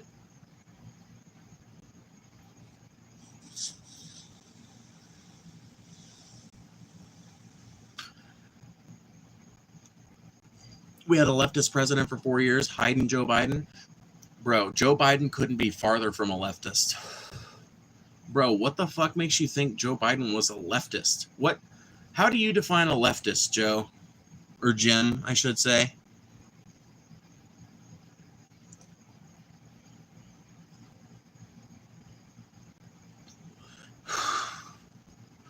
Not our fault Democratic politicians are pushovers? Well, no, it's not your fault. It's the fault of Democratic voters that Democratic politicians are pushovers. Democratic voters would start primary and then allowing to lose Democrats who don't actually Democrats who don't go along with the people's fucking needs and desires. If we were willing to actually engage in, a little bit of democracy within the Democratic Party, we could fix it. And so I think people on my side of politics are ultimately to blame for the fact that the Democrats become a shallow, shitty party full of corporate fucking suits that are way more interested in elitism and in their own particular brand of continuing of the status quo. They're way more interested in that than they are in actually engaging in any of the people's business. They're more interested in that than they are in getting us universal health care. They're way more interested in that than they are in getting us wages that are tied to inflation, or more support for unions that allows more people, and increasing numbers of people to bargain for their fucking wages rather than relying on something like a minimum wage.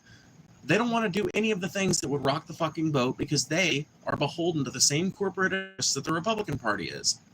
The people who are big donors to the fucking big parties, they donate to both.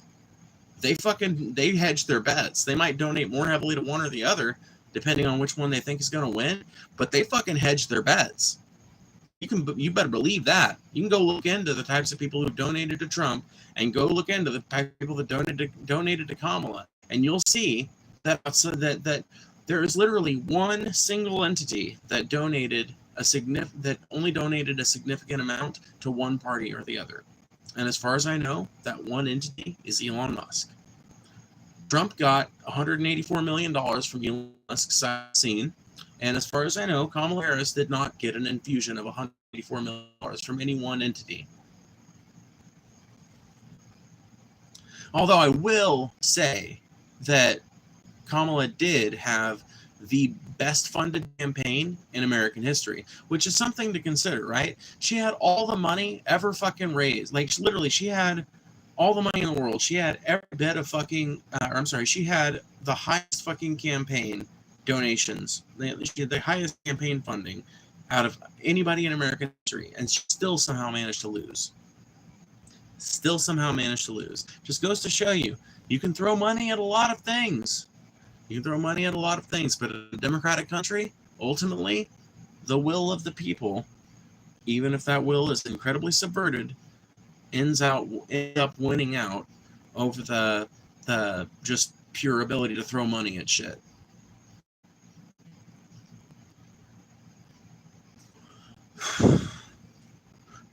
I got hairy legs, Jack. Horrible quote. I hate that. Probably wouldn't matter anyway because Kamala was really unpopular. Oh, 100%. Well, that's what I'm saying, is that it doesn't really matter when it comes to Kamala, because Kamala was just never going to win the fucking presidency to begin with. That's what I'm saying. It's like, if people just don't like you, like if you just can't make the people like you, then in a democratic country, it doesn't matter how much money you have to throw at the problem. Unless you're literally willing to pay people for their votes outright, and there's, no good way to do that and not get caught. Unless you're going to do that, you really don't have another option. You just...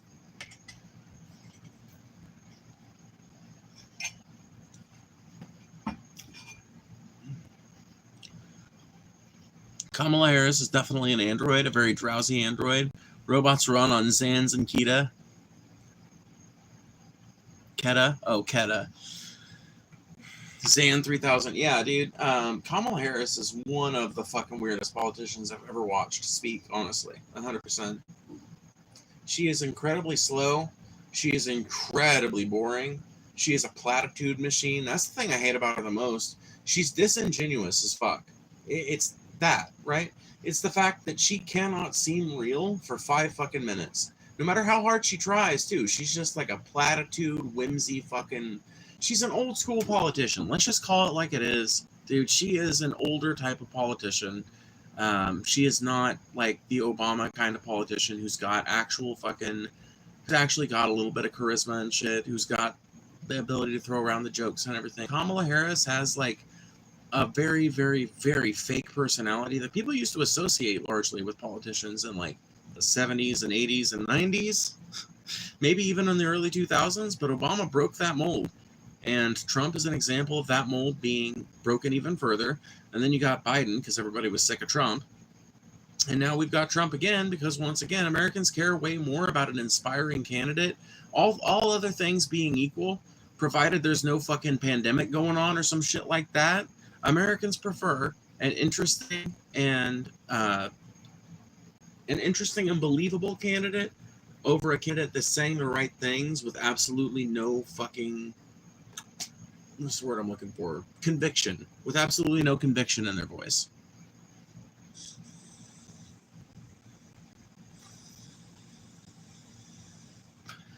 I'd like to see how your hair would fare in a blizzard.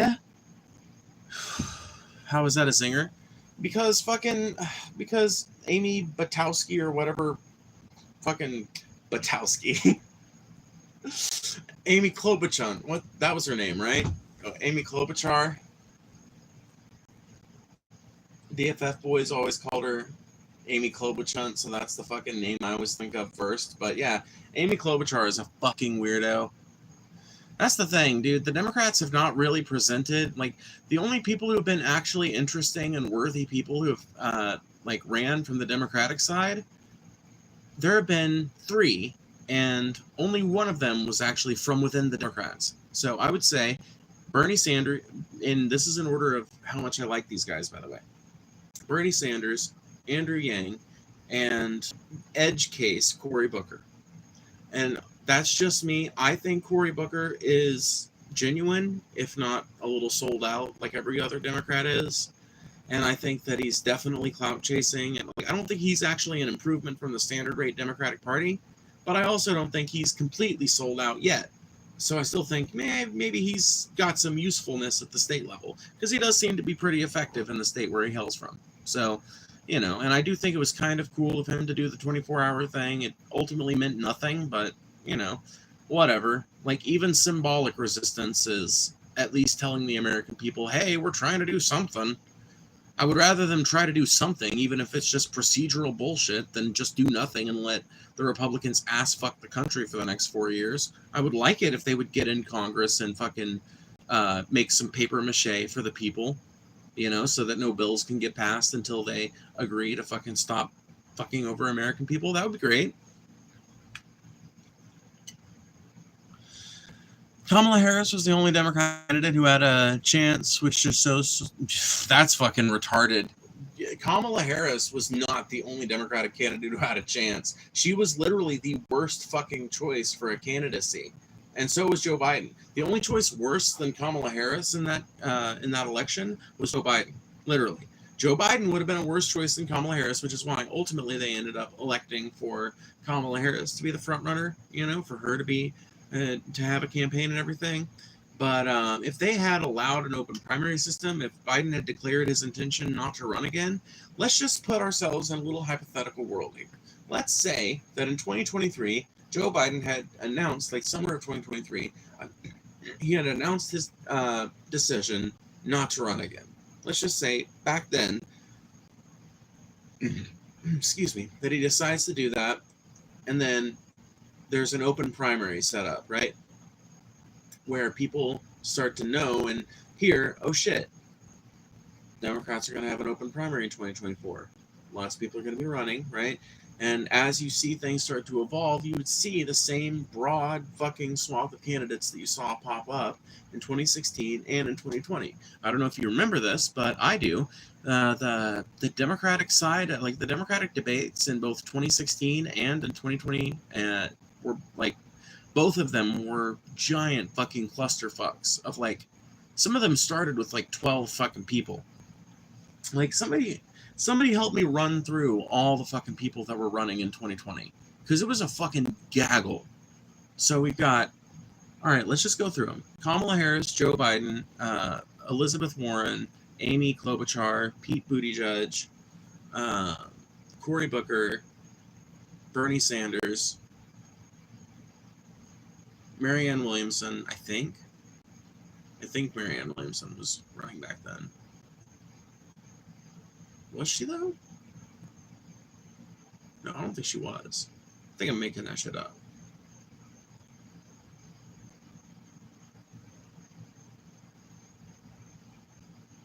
Wasn't there some crazy fucking voodoo lady that was there? Was that Marianne Williamson? Is that who I'm thinking of? Whatever. Tulsi Gabbard was running for president from the Democratic side back in 2020. So, like, just off the top of my head, I've come up with fucking 8 candidates for the Democratic Party back in 2020. And so, if we could go back, like, if we could turn back time and go back to 2020, or I'm sorry, to 2024, and really 2023, and change the procedural rules and make it so that Biden announces that he's not going to run anymore, and the Democrats are going to have to do an open primary and everything. I think in a situation like that, I think we could have gotten a bunch of different candidates, and I think that we probably would have ended up with a pretty cool one. Now, would that candidate have been allowed to take the fucking primacy? I don't know. Would they have been allowed to actually become the nominee? I don't fucking know. The Democratic Party has a real tendency to try to kind of like boot out actual democracy from happening in its party. Anybody that shakes the boat too much is usually kind of tossed out of the party. But it's something that would have evolved if it had been allowed to, but it just wasn't allowed to.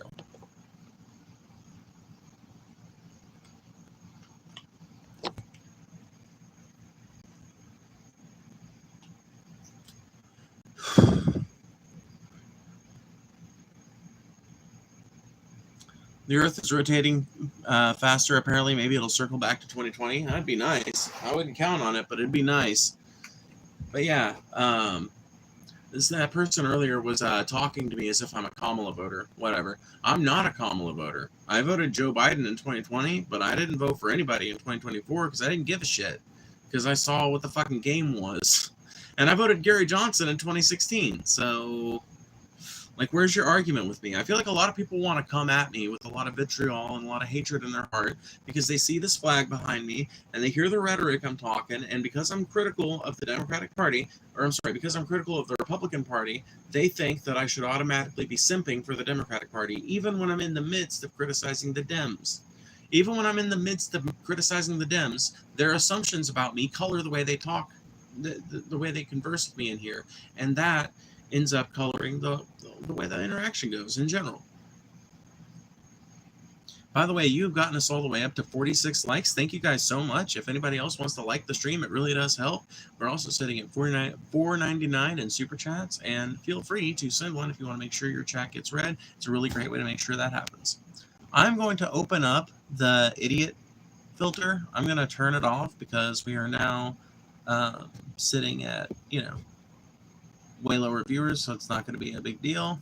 It's going to be way less spamming possible. I'm going to keep the fucking slow mode on because I think that does kind of prevent spammers from going too fucking crazy. But yeah.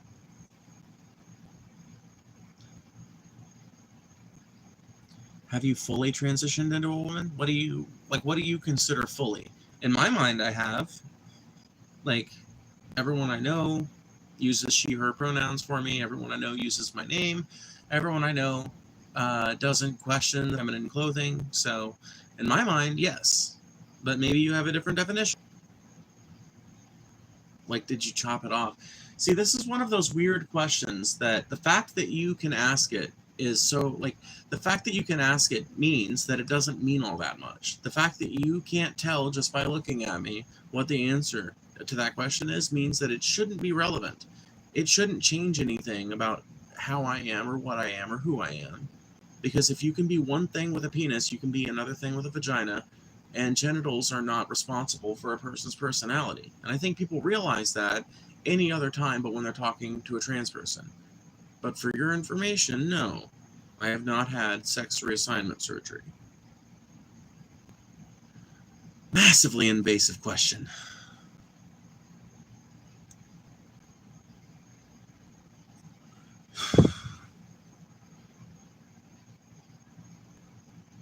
Yeah, exactly. Think about it. What you're like literally think about what you're meaning to ask, because I really don't think that this is the most tactful way to ask this question, and it's something you would never ask of a stranger.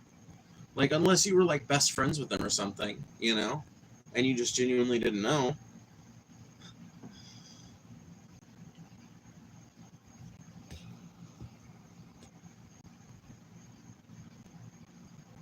LOL, that's good. You can still orgasm. With advancements in sex reassignment surgery, increasing numbers of trans women are seeing full functionality, at least after a certain time. Now, it takes you a while to be able to regain the ability to orgasm down there, and some people report changes to their orgasm and everything. That can even happen with HRT. I mean, HRT will change the way you experience orgasm as well. So, but like, once again, it's another topic that we're only talking about because I happen to be a very honest and open person. But I want you to keep in mind that you're trying to take us down a topical road that is like deeply inappropriate anywhere outside of places like this where they just kind of let anything go because they just let people be people. So please don't ask this question of the next trans woman you meet because you might just get like smacked, you know? Like I'm not the type that would do that, but I've met plenty of ladies that would, you know? And it's just not, it's what we consider uncouth conversation, you see.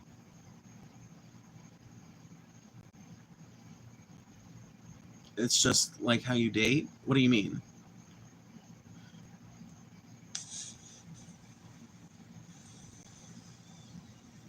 Oh, it's just like how do you date like anybody else? I don't know, like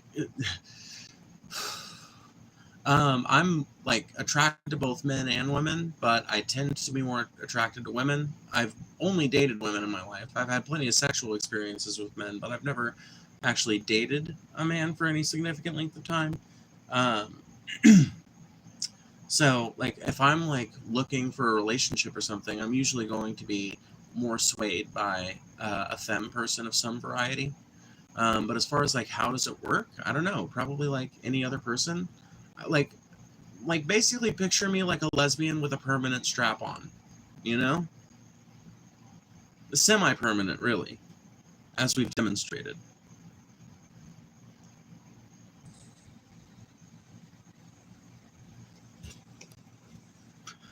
We can ask about identity without asking about someone's privates. It's as simple as that. Exactly. And there are all kinds of ways to ask questions like that. And honestly, places like ChatGPT can help you. Because, like, ChatGPT doesn't have a soul or feelings to be hurt by being addressed in any particular way.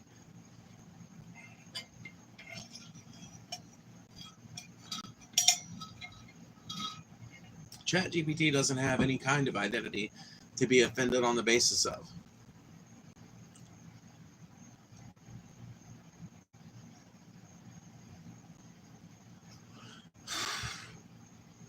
This is way better than ChatGPT. Well, that's because I'm more interesting than ChatGPT. Well, that's because I'm allowed to have a personality, you know? I'm allowed to have a soul and a heart and all that shit, right? I feel like Corey is actually nice, though, and can recognize what a person is trying to be earnest with him. Okay, cool. Well, that's good, because, like, I'm not trying to fuck on Cody. I'm literally just saying, you know? Like, this kind of thing is not exactly the way to go about these conversations. I understand why you've got these questions, and I understand why it can be a confusing topic. But I just hope that they know that it's really only appropriate in a place like this that kind of allows that kind of thing. You know, and I'm honest and earnest about the fact that it does kind of make me uncomfortable. I still answer it because ultimately I think I do more for my cause by clearing up some of people's misconceptions and things like that than I do by just being disgusted about it or whatever. But it does kind of make me uncomfortable anytime somebody comes to me with like complex questions about how my genitals work and how my dating life works, you know, because ultimately those are questions that I never had to field when I was not out as trans, right? When I was boy moding, as we call it, I never had to field questions like that. But now that I'm out as trans, it's suddenly a really interesting topic to a lot of people, and that is something that has taken me a lot of getting used to.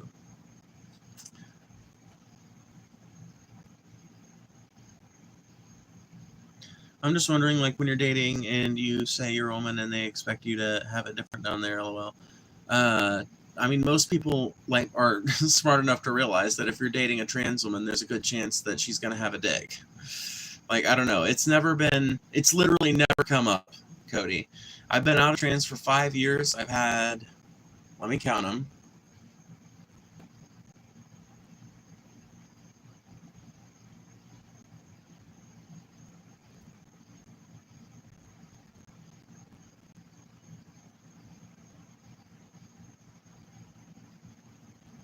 I've had like 8 sexual relationships since I came out as trans, and it's literally never come up. Everyone I've ever hooked up with understood that I had a dick before we ever got to that point. Like, once again, incredibly weird conversation that we're in right now, but whatever. Like, it's just, like, it might seem confusing, but to most people, it's not. Like, to most people, they understand, and two, a lot of people are like, like, here's the thing: there are people that consider themselves straight that will date the right person of the same sex or the same gender identity. There are people who are gay that'll date the right person of the opposite sex or opposite gender identity. Human sexuality is a way more complex thing than people make it out to be. Trans people will date other trans people a lot of the time. Trans people also will date just sister people pretty fucking often. I'm not in a relationship currently with a cisgender person. My partner is also trans, but trans from the other direction, right? So I'm male to female, they're female to male, and like that compatibility worked out for us. But I've also been in like kind of flings with other trans women. I've been in flings with a bunch of cis women, um, and at least 2 flings with straight men. So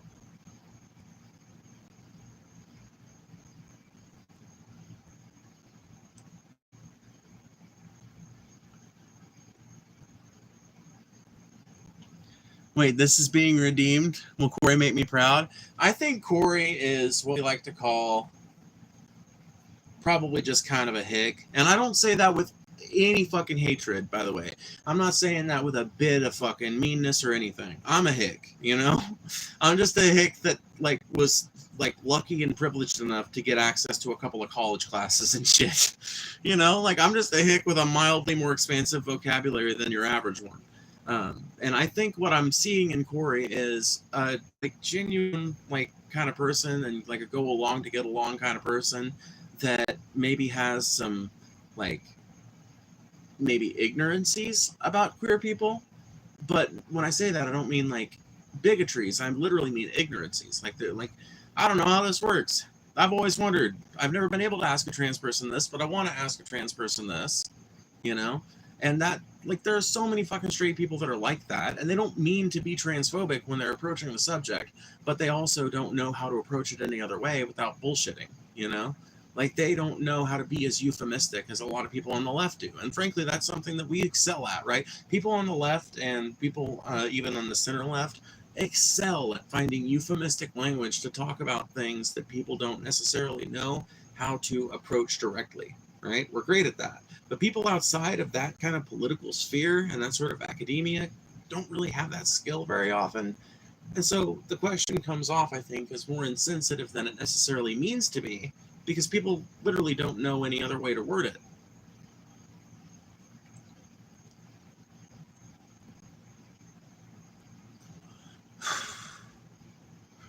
I talk about circumcision with every dude I know.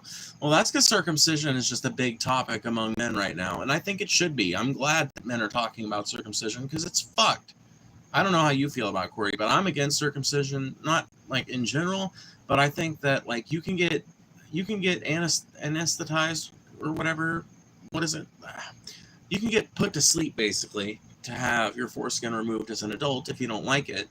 But when you're a kid, I really don't see any reason. Like I don't see any reason to chop a baby's part of a baby's dick off. It's gross to me. It I don't like it. Nope, I'll never like it.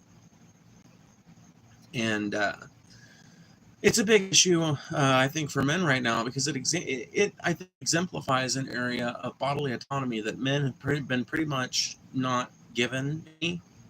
Like men have just been bodily autonomy when it comes to this specific topic for decades now, and I think men are finally starting to talk about it, and that's great.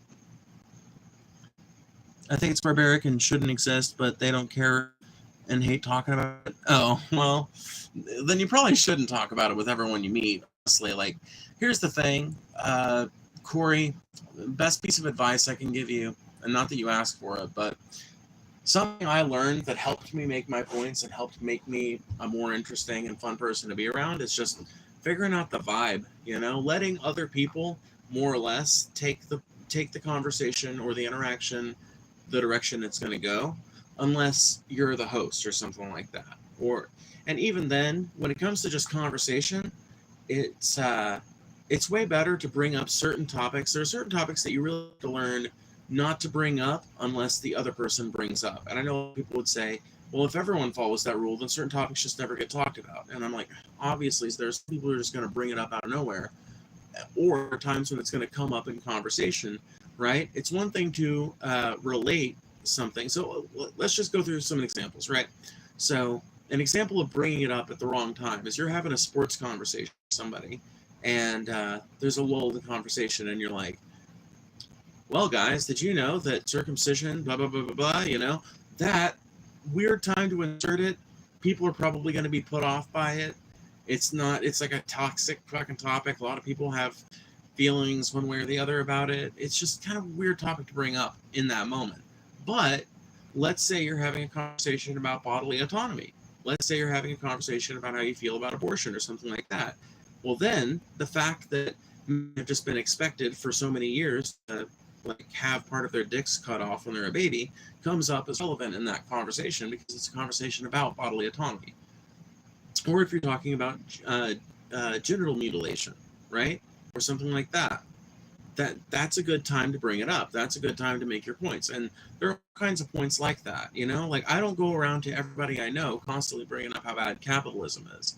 But if somebody's complaining about a bill they got to pay that's just ridiculously high, or some fucking thing that's got to do with the crushing weight of capitalism, I'll bring up some very specific theory-based example of why they're right to be so pissed off about it or something, It's topical, and learning how to be topical is like a superpower because it makes people feel like you're so much more engaged in the conversation, and ultimately means you are. You should never come into a conversation with an agenda. You should never come into a conversation looking to get one specific thing out of it, and that's all you're going to get out of it, and that's all you want to get out of it. Conversations should be mutual things.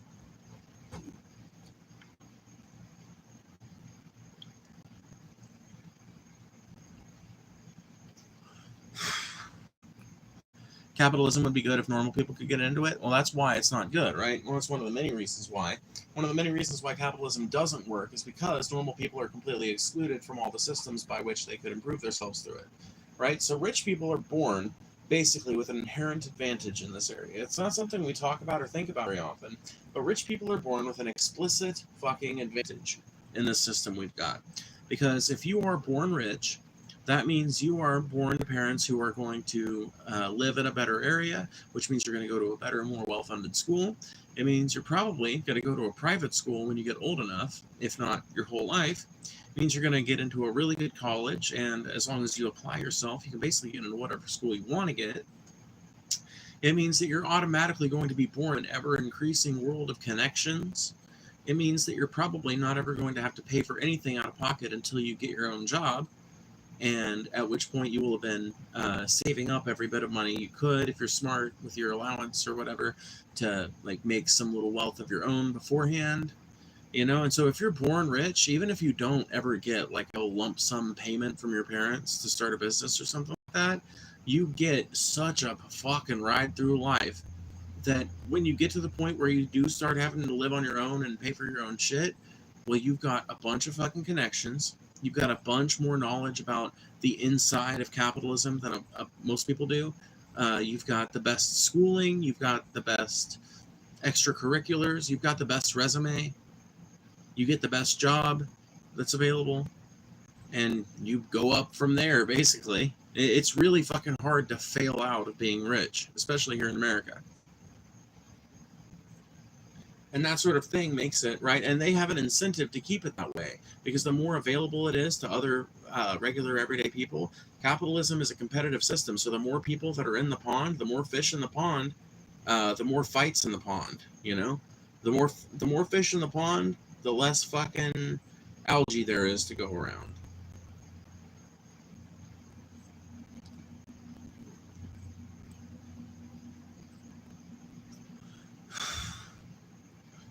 I should be able to have a pot business, though. Well, I think everybody should be. I've been a proponent for a while now of what I call, and what it's just called. I shouldn't say I call it that, like it's some kind of system I developed. But I've been an advocate for what is called a market socialist system for a while, which is basically I think that the IWW shop model could be applied to a lot of fucking businesses, and I think that if we expanded the idea just a little bit, I think we could create a system wherein somebody can have their own business, and it's fine. And as long as it's just you don't have to worry about any profit splitting or something. But I think that people should be required to ultimately split the profits between them and the people that they work with, right? I think that um, I know a lot of people who want to start their own business really just don't want to hear this because they don't want they because right now they're extracting like 50% of the profit for their company for themselves, and the 50 people who work for them get paid out of the labor costs that they're writing off, um, before they even get to the profit margin. People don't like to hear this, but I do think a way fairer model of capitalism would be one in which if you've got a multiple partnership or something, if you've got like more than one person working for you, I think you should have to split ownership between them. And maybe I'm open to different ideas of how we could do this. So maybe like maybe this could be implemented where, say you start a business, you've got like 10% of the profits or 10% ownership share, however it gets divided up, automatically has to be given to the first employee and everybody after that until you've got it divided down into an even 10% ownership stake or profit stake divided amongst the founder and everybody they've hired. And then from there, everybody's like every time you add an employee, you split the ownership amount even smaller until you get to the point where you've got however many employees you have as a corporation when you finally grown as big as you're going to grow or as big as you want to grow for a while. Yeah, sure. Like, is everybody working for you? Like, even you, the founder, probably only has a 0.3% fucking share in your company at that point. But if your company is so fucking successful that you've been able to expand that much, you've still got an immense amount of market share in that company. If that's how it ends up going, you still end up with an immense amount of market share in that, or not an immense amount of market share, but you end up with effectively an immense amount of return from that very minimal amount of investing. Because, like, if you take, let's say you've got some corporation that's got 1,000 employees scattered across the 4 states that it operates in. Oh, we got a super chat. Flannis, thank you. What is that? Australian $20? That's kind of you. Anybody else wants to super chat? Super chats are always open and they're always appreciated. I also have members available. You can sign up for a membership, and there are a myriad of benefits that come with that as well. Anyway, let's say you've got a company that's got like 1,000 employees, right? Okay, yeah, everybody working there only has a 0.1% of a share in the company. But if you're talking about a company that's making like $1 billion every year, which it probably isn't, which is 1,000 employees, but let's just say it's making like 25 million a year after like profits and losses and everything, like losses considered, right? Let's say in $25 million a year. $25 million divided amongst 1,000. I'm not very good at math, but one thing I do know is that that involves every one of those people getting rewarded with, like, that would end up being like hundreds of thousands of dollars, right? So that, like, in my mind, that's a way more equitable rate. I can't talk tonight. That's a way more equitable rate. Am I having a stroke? In my mind, that's a way more equitable way to run a fucking company through, like I said, even percentage partnerships and like the cooperative model.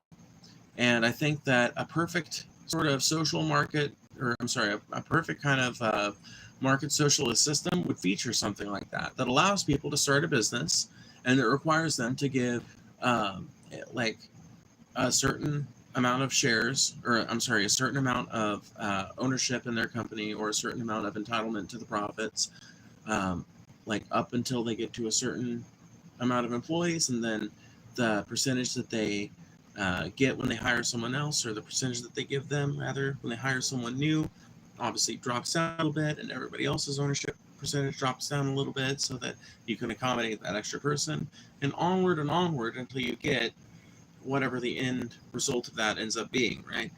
And I understand that this would be a little hard to fucking manage, what with like turnover and shit, but the thing is, a system that actually a system that actually gave people ownership in the companies that they work for would have way less turnover. A system that allowed people to feel truly invested with both their time and reward in the companies that they work for wouldn't have to deal with turnover rates like we do right now.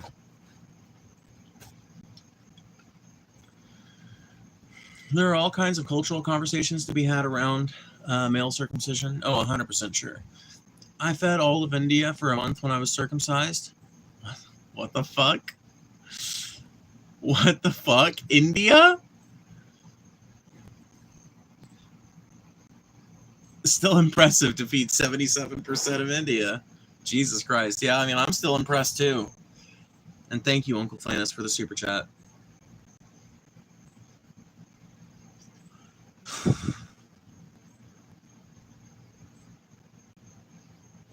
Every guy has managed to slip their cut or uncut status casually into conversation.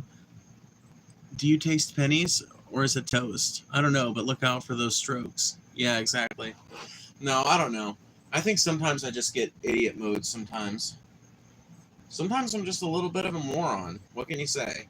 I don't say everything perfectly. I stumble over my words sometimes. Sometimes I take a strange tone. You know, I'm not always perfect at managing things, but whatever. I'm out here. I'm doing my best. I would get rid of money altogether. Oh, Corey, you might be a whole lot more leftist than you think, my friend. Yeah, I mean, like, getting rid of money would be the ultimate fucking goal, and I think that we're capable of getting to that, right? I think that we're totally capable of getting there. But I think the first step is getting people accustomed to the idea of having their basic human needs met by a socialist kind of system, by a system that makes sure those basic needs are met out of a fund that is paid for by common effort through taxes, right? I think that getting people used to that idea would be a really, really, really positive step in the right direction towards taking people towards a system where they've got, where money is not an issue, where that's not something, like it's not a feature of our society anymore, where not only are needs met, but wants are met as well. A society that encourages art and encourages further technological exploration and encourages further appreciation of our planet and everything else like that. I think it's possible, but I think that there's going to be a transitionary system between what we have right now, the horribly manipulative, capitalist, toxic society we have right now, and the society that we're eventually going to have if we ever enact some of these utopian measures that we're talking about. But I think the system that's going to be that transitory system is going to end up probably being a market socialist system. In fact, I would go so far as to say it would be a good option for a transitory system.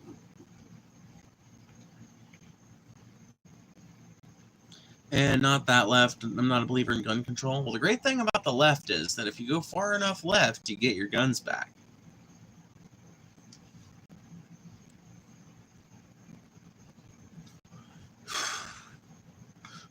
We have a lovable hick in chat now. Well, the show is hosted by a lovable hick, so it's only right that we've got a couple in chat. But yeah, we've actually got a couple of lovable hicks that hang out in here. Finksy, I think, falls into that camp, and I haven't seen them around in a while, but they were here the other day. The minor dudes.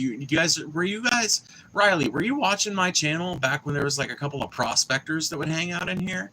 I would argue with them. So one time I argued with one of them for 45 minutes about how they were definitely not living off of fucking prospecting. And what we finally fucking arrived at is that, yes, this person was in fact living off of their proceeds from prospecting, but they had a way lower standard of living than any other fucking human being you've ever met.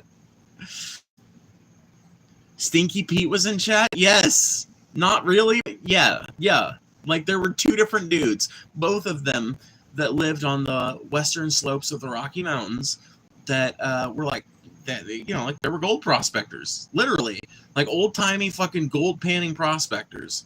And I at first thought, no, there's no way they're living off of that. That's fucking ridiculous. Because they were kind of acting like it was this great life and everything. And they were talking about how profitable it is and everything. But when they were honest enough. And when I finally got done questioning them, it clicked in my head all at once. I was like, man, okay, yes, I'm talking to two prospectors, but they live like fucking dirty kids. The only difference between them and me is that they had a little bit of money to buy some land up in Colorado. That's the only difference, you know? And honestly, I found them really charming. I thought that they were really charming, and I think I told them as much as well, that I kind of thought they were cool for being an example of, like, you know, the fact that if you don't have that high a standard of living, if you're fine, like if you just want independence and a quiet place to be, which is what I got out of these dudes, it's like, you know, well, shit, I don't have a fucking indoor toilet or whatever, but I've got perfect fucking peace. I'm up in the mountains. It's never more than 82 degrees here. I work for myself, you know, and they described a life that, honestly, at the end of describing it, I was like, yeah, not bad, honestly. Good for you. Good for you, dude. Good for you. I'm glad you don't have to fucking deal with all this bullshit. That's cool. You know? Like, I couldn't even be mad.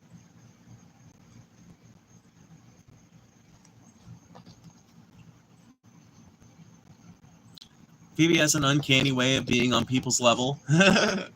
I've been told by a bunch of people that I have that, and I don't know what it is, but I'm glad I have it.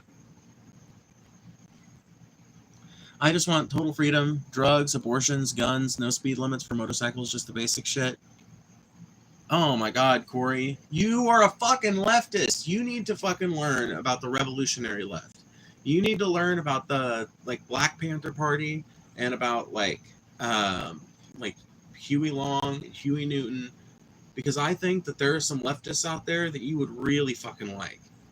Like I said, you go far enough left, you get your guns back, and you go far enough left after that, and you start doing some real uncanny things with them. So, you know, like, look into the IRA and some of the things they believed in and some of the tactics that they used. You know, if you're looking for justification to be, like, both a lefty and a gun owner, there are plenty of justifications out there. Plenty. You don't have to justify gun control from a conservative direction. There are both conservative and fucking leftist arguments to make for gun rights or whatever.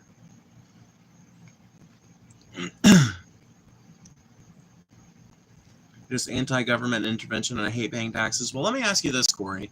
Do you hate paying taxes, or do you hate your taxes getting misused? Because there's a difference, right?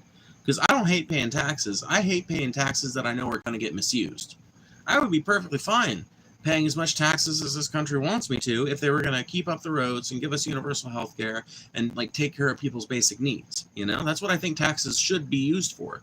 I mean, if a government's going to have to exist, I would like that government to exist for something more than just making sure people don't break into one another's houses through a police force and making sure that nobody breaks into America with a standing army. I would like our government to do a little something more than that, you know? I think that part of safeguarding the liberties of the people that live in America is making sure that Americans have the right, making sure that Americans have the right to things like healthcare and housing and things like that. Because freedom doesn't mean a whole lot if every fucking waking moment of your life has to be spent in pursuit of money so you can afford to live. Freedom doesn't mean a whole lot if you never have a long enough vacation to go anywhere, or if you never make enough money to save up and go somewhere neat on vacation.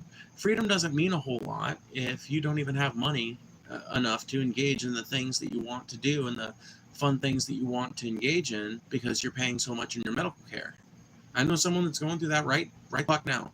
I would way rather pay a little bit extra in taxes and have that person's healthcare taken care of and let them do way more with their money, because I would still be able to do plenty with mine. I would rather do that than have all of us pay out the ass whenever we've got a major fucking healthcare issue. That's the benefit to subsidizing healthcare throughout, like, with all of our taxes, is that when one of us, like, falls flat in the fucking dirt and has to, you know, get dusted back off and we need a little time to recover, like, we don't take, like, a massive financial hit. The system is designed to be well funded. The system is designed to be efficient and easy to fund well.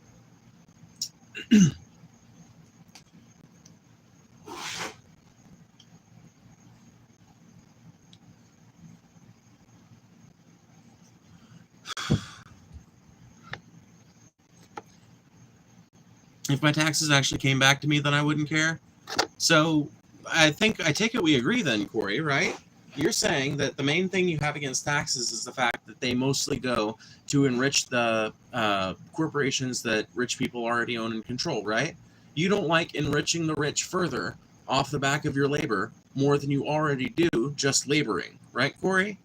Because if that's the case, me and you, we got no fucking disagreement at all, none, literally.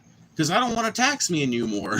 I think me and you played fucking plenty in taxes. I think the people that have been dodging taxes are the people who say rich people don't pay taxes.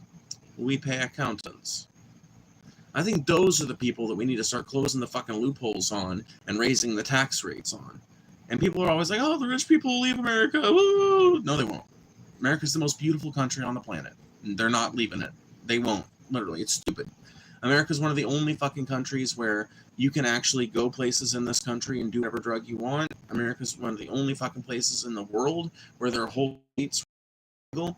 There's more land area with legal cannabis in the United States than any other place on the fucking planet. Well, I guess Canada now, actually.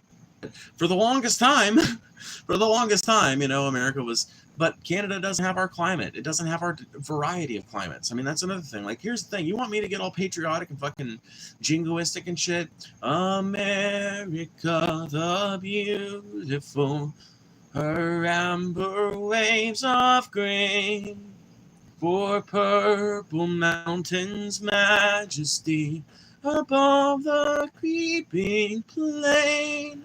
America, America, God shed his grace on thee. You know, like, we are the most beautiful fucking country on the planet. There's no contenders. Everything they have, we have better, with the possible exception of fjords. There's only like a couple of fjords in America. So they got us beat on fjords. But if you want desert, the most beautiful deserts on the planet are all in America. You want beautiful mountains? The most beautiful and most accessible mountain ranges are all in America. You want tundra? Some of the most beautiful and easily accessible tundra is in America, right up there in Alaska. You want deep-ass swamp? We got that in spades. You want Great Plains where you can get on top of a tall place and just see for miles around? We got more of those than we know what to do with. We farm most of that shit. We don't even think about it. Want beautiful rolling hills and tiny little English towns littered throughout?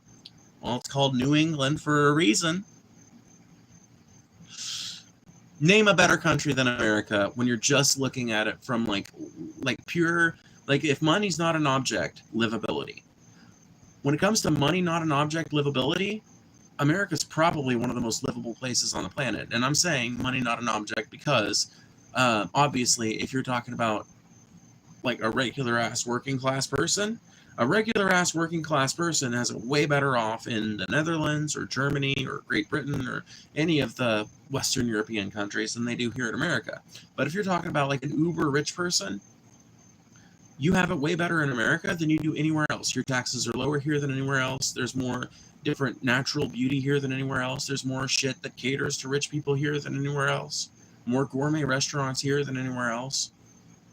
The two of the biggest fucking mega cities on the planet here in America. Biggest fucking, if you like to drive, and most rich people do, we got the biggest fucking highway infrastructure network in the entire planet, you know? A lot of things to be proud of America for if that's the lens you're looking at it from. So I don't think rich people are going to go anywhere. I think rich people are going to stay right here and keep on sucking off of Americans. And I think that if we make the right fucking policy decisions, we can make their fucking sucking, we can make them suck a little less, and we can make them give back too.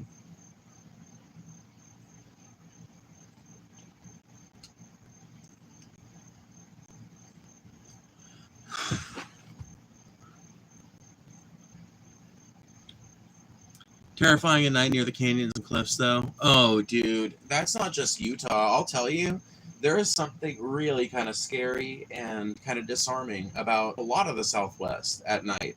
Especially any areas with a lot of topographical relief are kind of spooky. Kind of spooky at night, honestly. Because you never know when you're going to fall down a ravine because you just didn't see it there because the fucking slope is just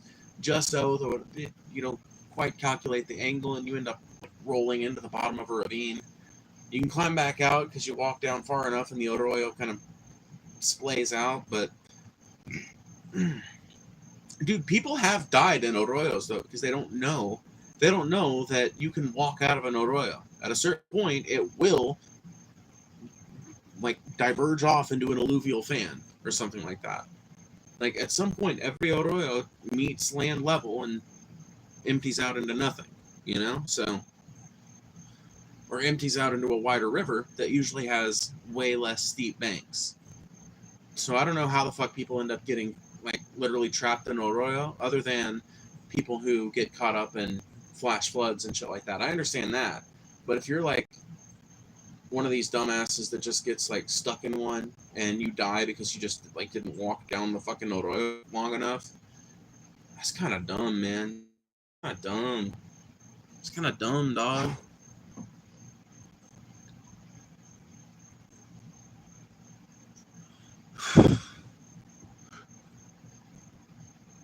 I was driving a U-Haul. Yeah, driving in areas like that is kind of scary at night, but I honestly found it really charming to drive in a lot of places, like especially New Mexico and Arizona at night, because a lot of those places have way more to see in the sky and way more visibility even on the ground, just because there's so much less light pollution. So an interesting thing, right? And I know now that I'm going to go off on a rant about light pollution, I'm going to go back to like viewers again, but whatever. Like the stream if you're here and new and you like the conversation, because it really does help. Send a super chat if you want to contribute to the channel's success. But otherwise, I want to go off on this rant about light pollution, right?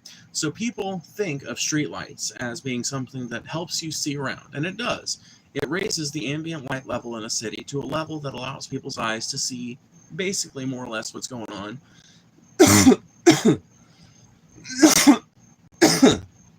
But the problem with them is that they actually overall reduce visibility for everybody, because street lights create they create light pollution of two kinds. So they create ambient light pollution and they create what's called atmospheric light pollution, right? Up in the troposphere, I think it is, or the stratosphere, I don't remember. Troposphere. Up in the top of the troposphere, they create atmospheric light pollution, which is basically the reflections of all these lights. And obviously there are some lights that just go right up into the sky anyway, to be identifiers or to be spotlights, or the weird little circly light things, which, by the way, those are fucking, dude, if you're not expecting that and you don't know what one is and shit, those things can be fucking creepy to see. If you're out in the country and something's going on in town and you're not familiar, you ain't been clued in, those fucking lights can be creepy as hell, bro. Creepy as fucking hell.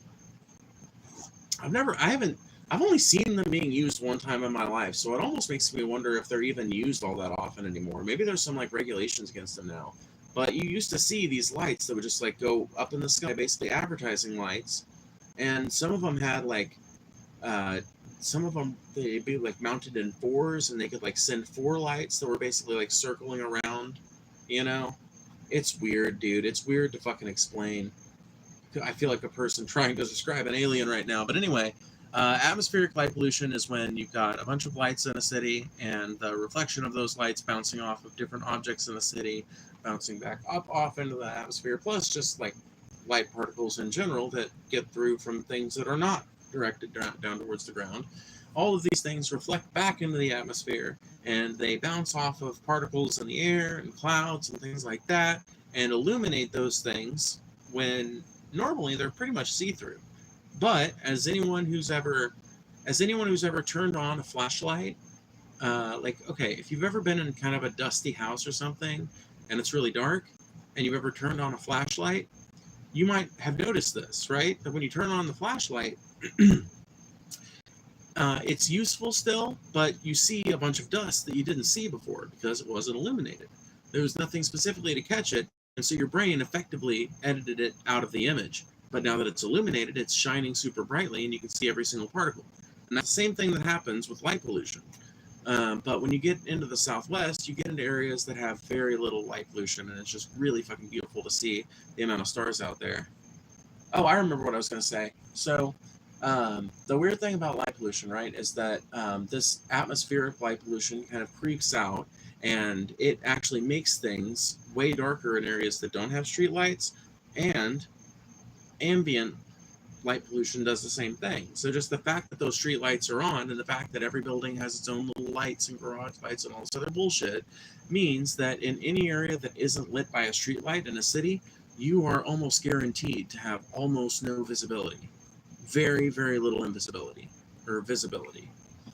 So it actually decreases active visibility in a lot of areas, and decreases overall visibility even outside the city for miles and miles and miles. I mean, light pollution can be seen for fucking hundreds of miles in some cases, depending on how flat the land is, or depending on the elevation advantage you've got over the polluter. Like, you can sometimes see light pollution from like 60 miles away. I've been in places where in New Mexico where you can get up high enough and look out over the fucking horizon and see cities far enough away that you know they're like 60 miles at the very least. Some of them might even be 120 or so. Lit up like a Christmas tree, right? But they're far enough away that they're not affecting the stars right over you, you know? And that's kind of another interesting thing about areas that don't have a lot of it.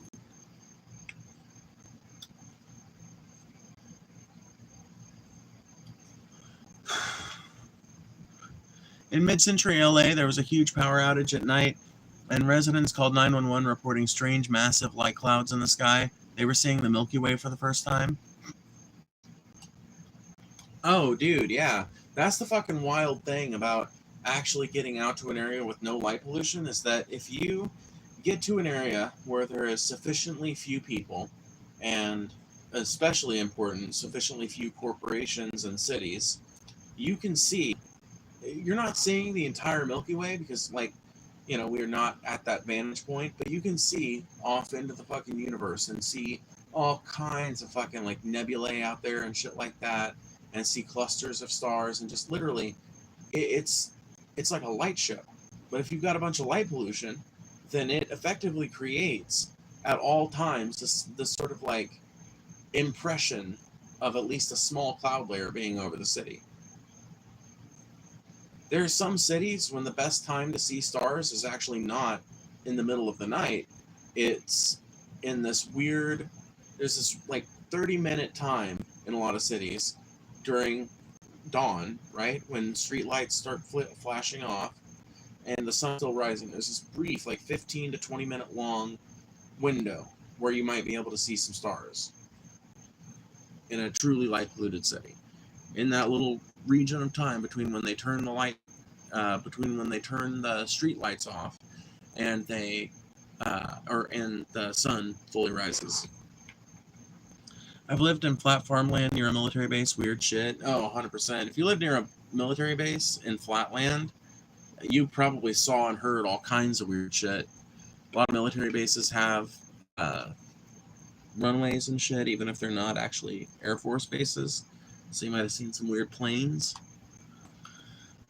The flattest I've ever seen is Texas. The world literally feels bigger, and you kind of experience why Texans feel like they do. Well, I'll tell you what. When I was talking about New Mexico and Arizona, those states obviously aren't flat at all. And the only reason why you can see for so long in some of those places is when you've got the height advantage, right? If you can get up high enough and look in a certain direction, then you can see for miles, right? But that being said, if we're talking about flat areas where you can just get somewhere high, if you can find like a tower or something like that, or even a stray hill, and then see for miles, we're talking about flat land like that, yeah, Texas is probably the best example that you're going to find. I mean, Texas is just fucking insane. Texas is fucking wild. Miles upon endless miles, literally, miles upon endless miles of corn and oil fields. What state you in? I am in Mississippi. No, in the city you don't see stars. Stars are not a thing here. Yeah, no, not really.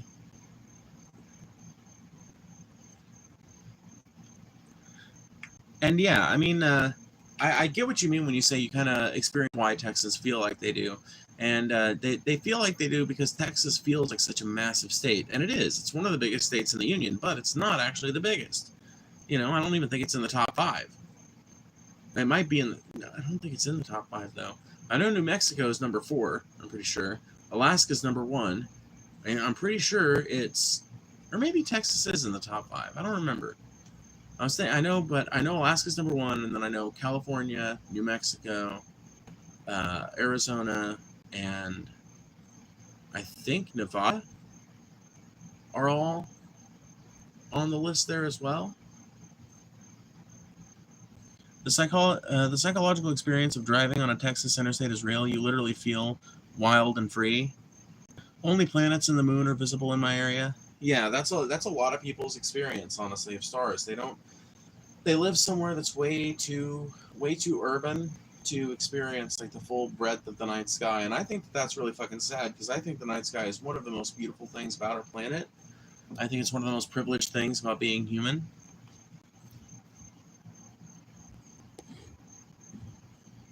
Aw, one of my viewers, Desi, sent me something on Cash App. By the way, if anybody wants to donate directly through Cash App, that is in my channel description. What's up, Ska?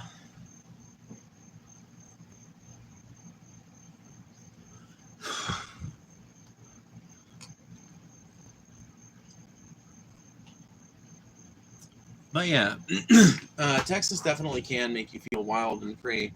I'll tell you what, though, there are parts of Oklahoma. Honestly, there's a lot of the Midwest that kind of is like that. I wouldn't say Missouri's necessarily like that everywhere, but there's definitely sections of Missouri that very much are like that. Texas, I would say, is the greatest. I don't know, though. The more I think about it, I think New Mexico beats out Texas as far as just places where you can feel wild and fucking free. But New Mexico doesn't have the cultural baggage of that, so I don't think you would feel it as much there. Even though I felt it definitely, like being on those roads, I eventually came to associate the highways of New Mexico with my favorite driving. Because so much of it is just, like, so much of it, even though a lot of, like, there's hills, right? But the hills pretty much from one level to another. New Mexico almost feels like a not a real place for this reason. For the reason I'm about to elaborate, New Mexico very often does not feel very real. Because New Mexico is a mountain state with a bunch of flatland connecting all the mountains. Now, in some mountain states, like in Colorado, there ain't a whole lot of flatland to be found in Colorado west of the Rockies, right? There's plenty of flatland, but it all slopes upwards, right? East of the Rockies, with some little hills on the eastern edge towards Kansas. There's a little bit of hilly topography, maybe. But for the most part, flatland, right? Then you get into western Colorado and central Colorado. Central Colorado is very hilly and mountainy, and western Colorado is incredibly hilly, incredibly mountainous, incredibly rugged. There's a few places that are that have less relief in the upper northwestern corner of Colorado. There's some places that are more sloped and gradual, but there's plenty of fucking hilly, mountainous terrain out there as well. And New Mexico's not like that, right? New Mexico is one of those places where pretty much the entire state, as far as I could tell, is more or less on one plane, or on, that's not what I'm trying to say. It's like it's all connected, interconnected with different planes, if that makes sense. That's what makes it feel like a video game level. It almost feels like Breath of the Wild-esque, you know?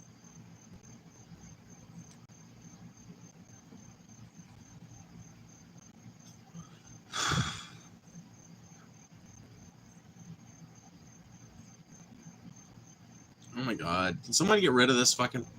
Never mind, I'm not gonna say it.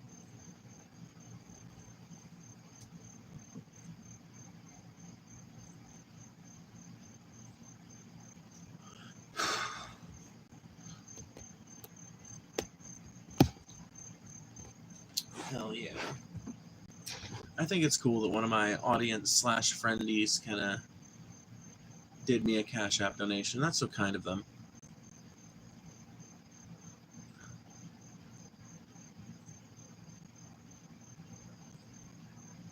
Now, if somebody else would just donate like 35 to that same place, I could give me some bud.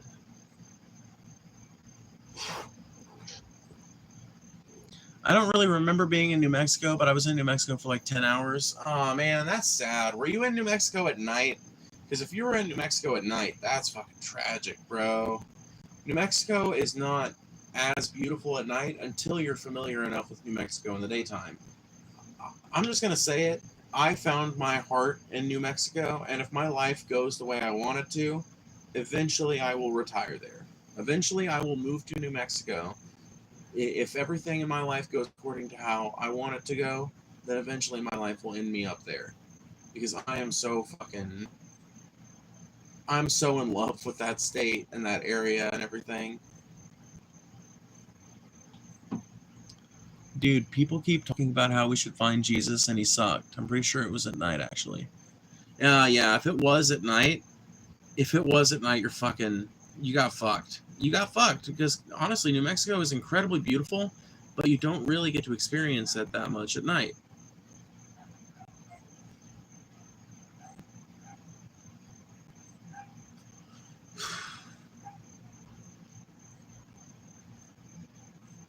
Jesus is popular in Utah. Well, he's popular amongst a specific sect of people. He's not very popular outside of that sect, I'll tell you that much. Jesus is conditionally popular in a bunch of different places.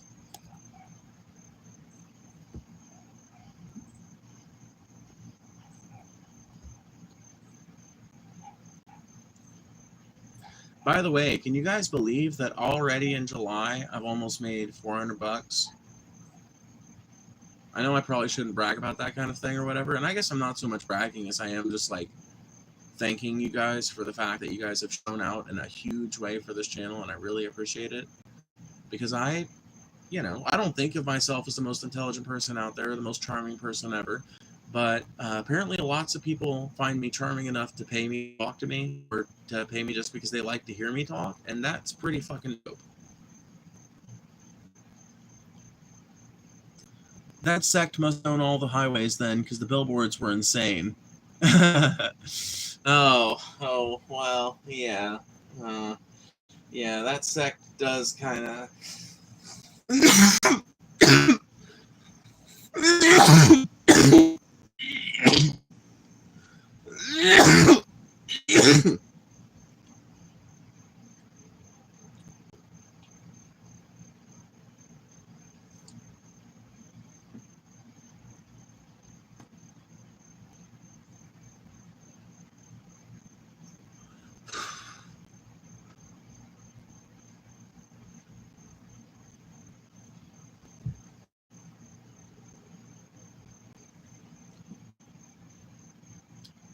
I'm talking fetus billboards and shit. Shit was fucked. Oh, I know. Yeah, the billboards in Utah are fucking insane. The billboards all over the Midwest though, and the South, and honestly, billboards all over America outside of places where billboards are effectively banned are fucking insane. I will tell you guys, one of the coolest things about living in Massachusetts for me was not having to look at fucking billboards all the time. Not just anti-abortion billboards, but any kind of billboard. As near as I could tell, they're not allowed. As near as I could tell, Massachusetts just doesn't let you put up a billboard up there. Now, maybe I'm wrong. Maybe somebody, in fact, I'm sure that somebody is going to call me a moron in the comments because I said that Massachusetts doesn't have any billboards, and they're going to link me to probably a Wikipedia article. It's like a list of billboards in Massachusetts. Whatever. What I can tell you is that they're way, way, way less common. Way less common. Their absence is notable.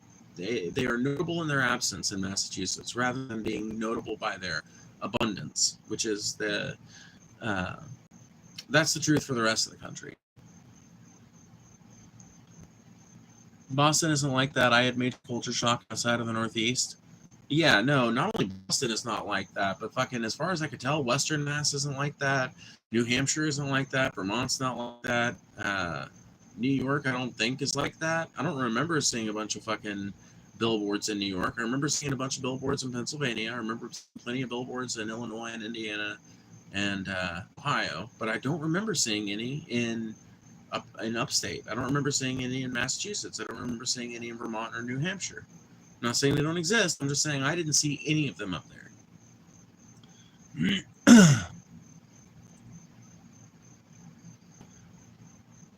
Yeah, let's see. We have billboards, but it's like the Red Sox and stuff. Oh, okay, yeah. So there's very few of them.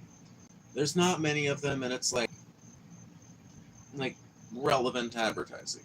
That's fine.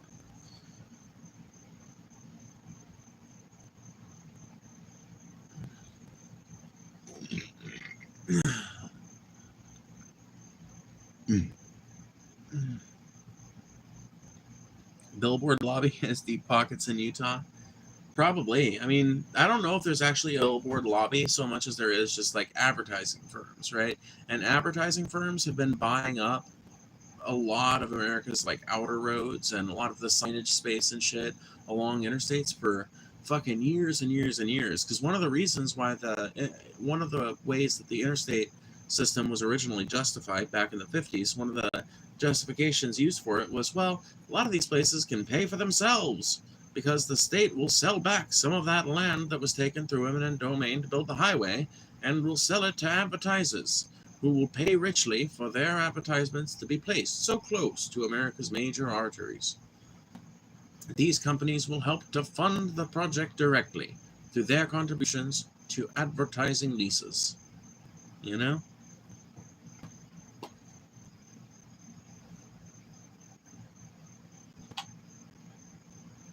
By the way, our interstate system is great, but we need to ban cars from cities.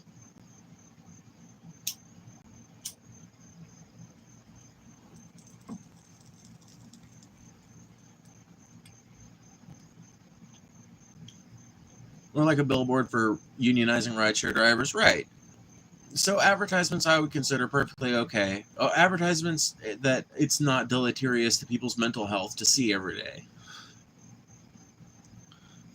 We don't have the fetus ones. I'm sorry, I'm reliving my shock. That's fine. That's totally fine.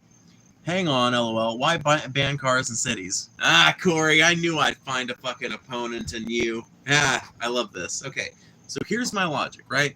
Obviously, you can't ban cars in cities like that. You can't do it instantly. You can't do it today. You can't do it tomorrow. Probably can't even do it 5 years from now. But what we could start doing tomorrow is funding a massive fucking expansion of public mass transit and rapid transit in cities, making a bunch of mass rapid transit systems all over America's cities, and building up, replacing, or otherwise developing ring roads around all of America's cities over a certain population figure. I don't know what that population figure should be. Maybe it should be 50,000. Maybe it should be 100,000. I don't know. But basically, we functionally erase all of these through roads that take people from one end of the city to the other, right through the heart of the city. We eliminate freeways that go right through cities, and we turn those places back into neighborhoods or parks or whatever else, but we demolish them and reuse those materials for other things. We take them out of the cities and we restore what we can of those places to nature, or restore them to communities, or whatever needs to happen for that specific community. But we take the traffic that would be going just around the city, basically, if it could, and we take it to go around the city. We make them go around the city. And if you're going to be going into the city, then we introduce, as part of this infrastructure renewal project that we need anyway, we start building park and rides at the entrances and exits of this ring road. Let's say you've got a city built along interstates that intersect in a perfect east, west, north, south configuration. So you would have a total of 8 park and rides, because you would have 4 cardinal directions to exit from, right?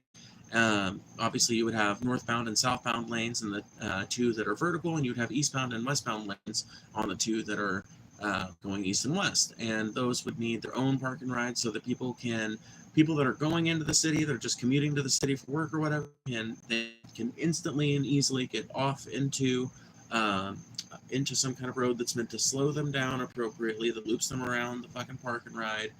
And then they get into it, and they drive up to whatever level is indicated has vacancies. They drive up to the level, they park, they take the elevator down to the train station at the very bottom of the complex, or they take the stairs down to the bottom of the complex if they're close enough, or whatever. And then they take from that park and ride, right? They take from that park and ride a bus or a train to wherever they need to go. If it's a real local destination, then they probably end up taking a bus. If it's not that local, they end up taking a train. But some systems, some city systems would benefit from a streetcar system that allows people to go from a train to like a tram system, or a streetcar system, as we usually call them here in America. That would be a really good option for a lot of cities. But that's where it starts, right? The hot take, ban cars from cities, involves functionally rebuilding our cities so that they're more human places. I don't want to sit or stand next to random peeps. Nah. Corey, The only reason you don't want to sit or stand next to random peeps is because you've been accustomed to the American cultural narrative surrounding public transit. You know, like Americans love to think of public transit as being this horrible place. Nobody wants to ride buses. Nobody wants to ride trains. Trains suck, yada, yada, yada. But the truth of it is, these places only suck when you underfund them. These places only get used by shady people and shady people alone when they're underfunded and underdeveloped. Because when they're developed well and funded well, everybody uses them. The mark of a successful country is not a country where the rich have cars. It's a country where the rich actually use public transit. That is the mark of a successful public transit system in any country. Banning cars isn't going to save the planet, bro. I'm looking to save the cities. Fuck the planet.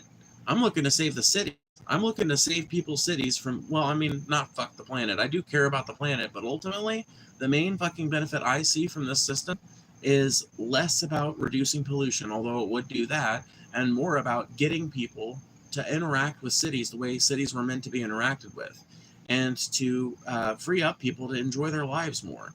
Because frankly, nobody likes sitting in traffic.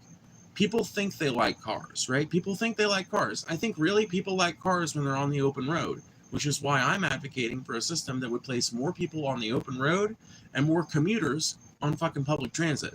That's all I'm asking for.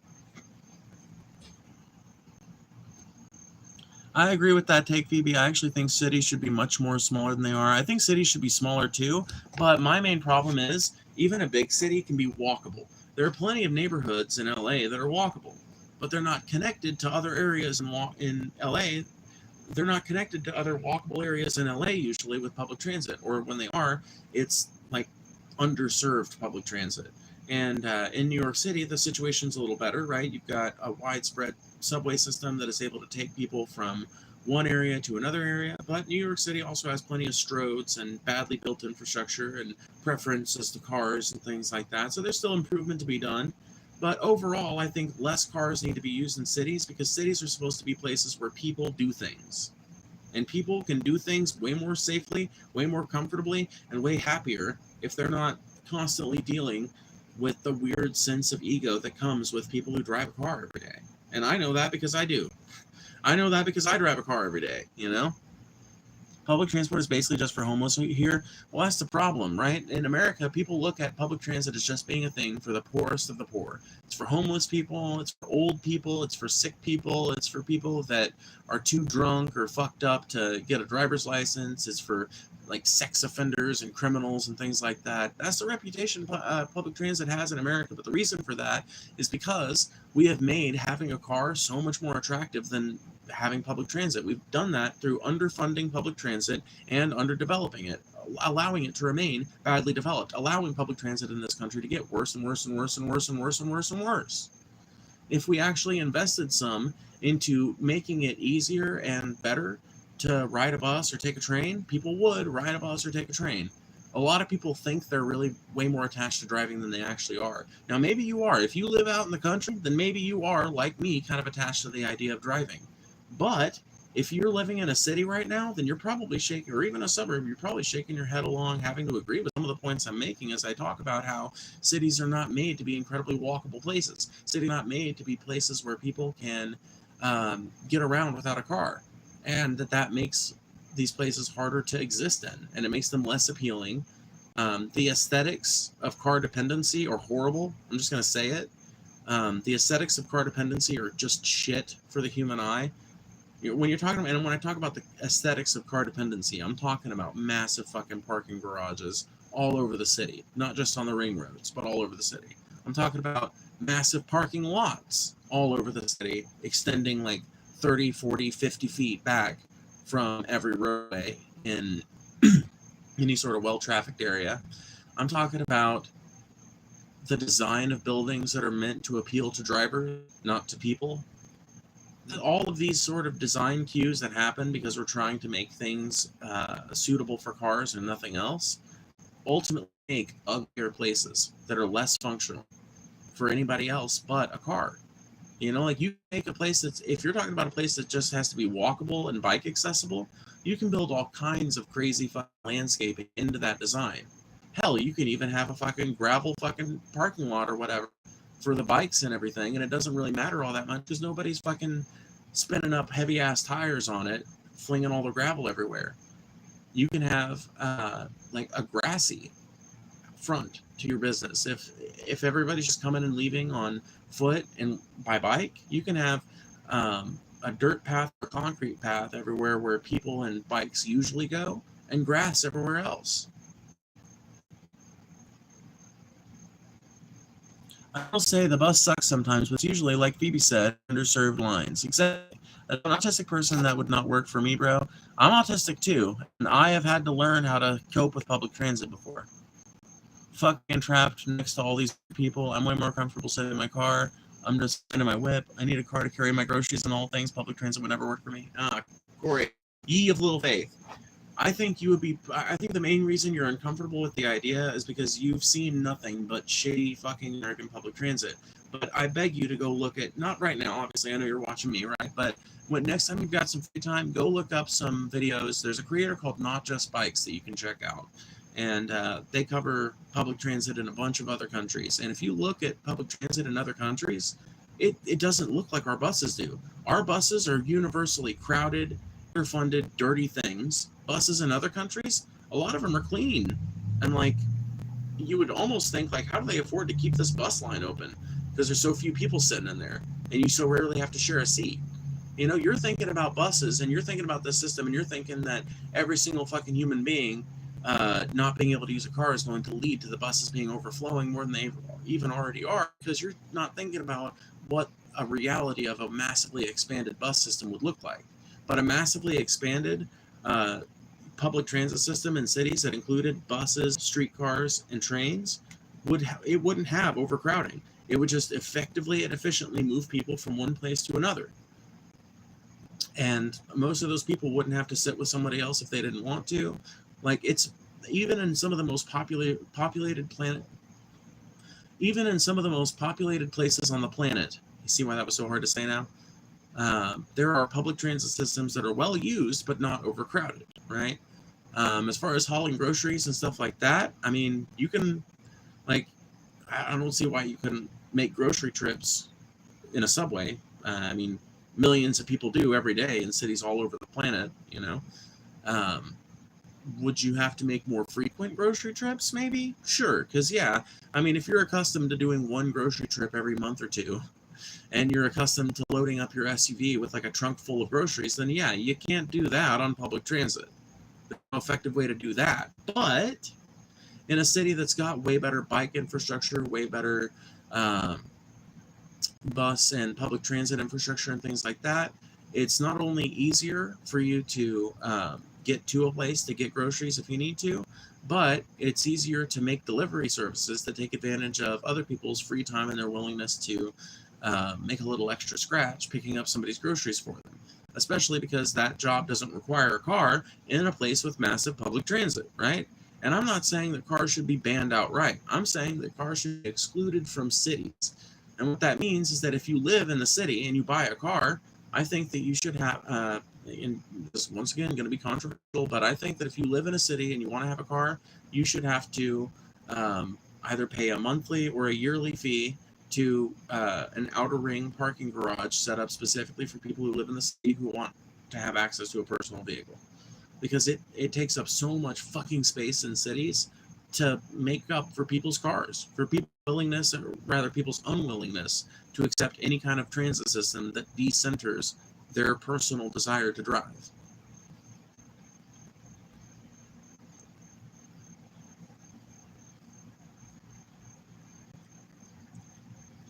Trapped in a city would change your mind, perhaps, Corey, but people do sit in it, so maybe not. I mean, yeah.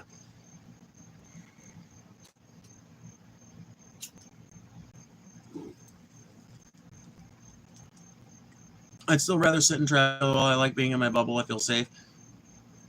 He said, never know who can show up with a knife or a gun. That remains true in a car, you know. If you're in a big city in a bad spot in town or something,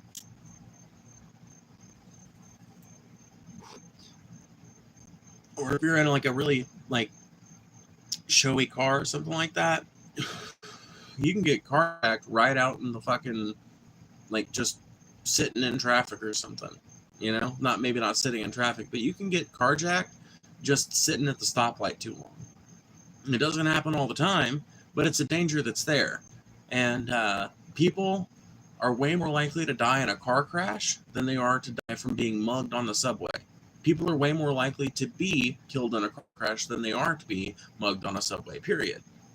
Take deaths out of it. You're way more likely to die in a car crash. Or, I'm sorry, you're way more likely to be in a car crash than you are to be mugged on the subway. Like, if we're just talking about relative danger, your sense of safety comes from your car is mostly a result of, and this is going to sound harsh, but it's mostly a result of propaganda, honestly. It's mostly a result of auto industry propaganda that has made Americans associate their car with a feeling of safety, when in fact all the statistics show that it's the least safe way to get around. And I say that as a person who loves driving.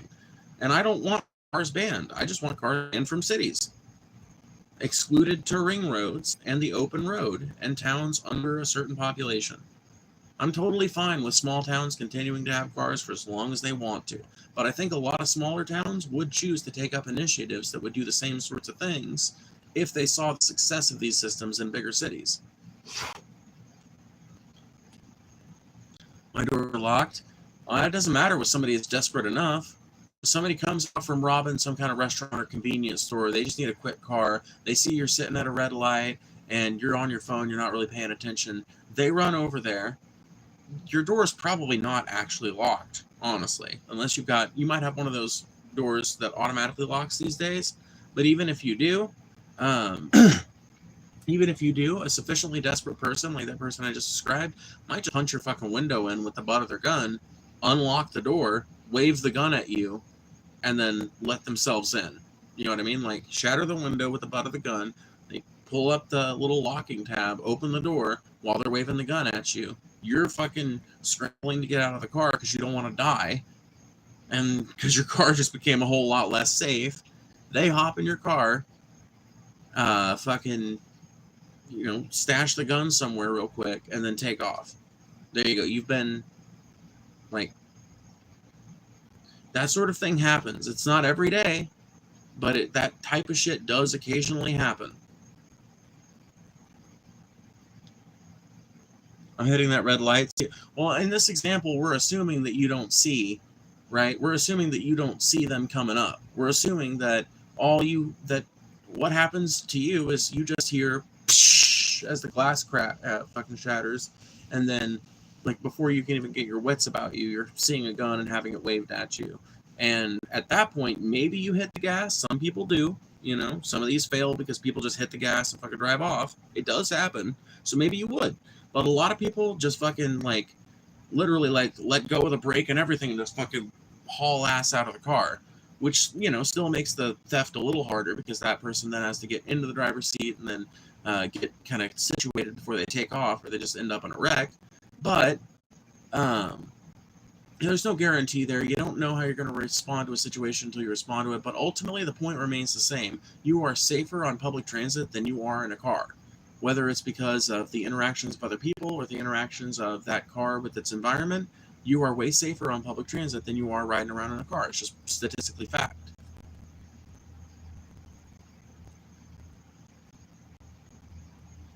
You'd see someone on the side of the road running at you. Not if you're scrolling your phone at a red light.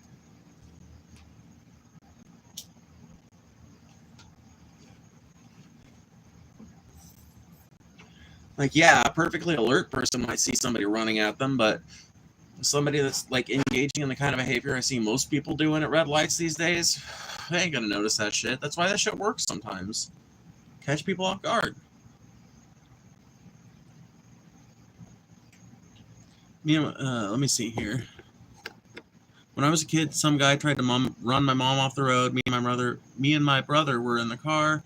We were exiting the highway. He was driving alongside our car, swerving at us. Yeah, that shit's awful. And it's only enabled by our addiction to cars and our refusal to invest in better public transit. What do you have more of a chance to get away in? Your feet are? Your feet, actually. If you're talking about two people walking in a super public walkable area, you have way more of a chance of getting, especially if you're familiar with the area and that person's not. Human beings were not evolved to drive. Human beings were evolved to run. Human beings were evolved to run, to walk, to figure out walkable environments, right? Our ability to drive is a latent skill that's developed from some of those same talents, but it's something that we've taken to an extreme degree. And the fact that we get into so many car crashes every year, the fact that car crashes are the number one killer in America, proves that our fucking instinct for it is not very well developed. When it comes to walking and running, man, our instinct for that is super well developed. And having walkable areas encourages more people to walk, and the presence of other people prevents a lot of criminal activity. There's a shit ton of criminal activity that, despite everybody talking about the bystander effect, there's a shit ton of criminal activity that is stymied merely by having a bunch of other people around. Real hard to get away with shooting up a bunch of people if there's going to be other people around. That's why most of the people who do these mass shootings in public and shit end up taking their own life, or they all get apprehended, because there's so many witnesses and there's so little ability to get away because so many people are set against you. Like, the social atmosphere is way different in a place where there's like walkable communities and people are more encouraged to be out on their feet and everything. Same is true on a well-used bus system, you know? Like, nobody's gonna let you get fucking shivved on a well-ran bus system. Like, you're just gonna like run, you're gonna yell for help, and that person is not gonna kill you because they don't want to catch a murder charge by killing somebody on a bus with cameras on it.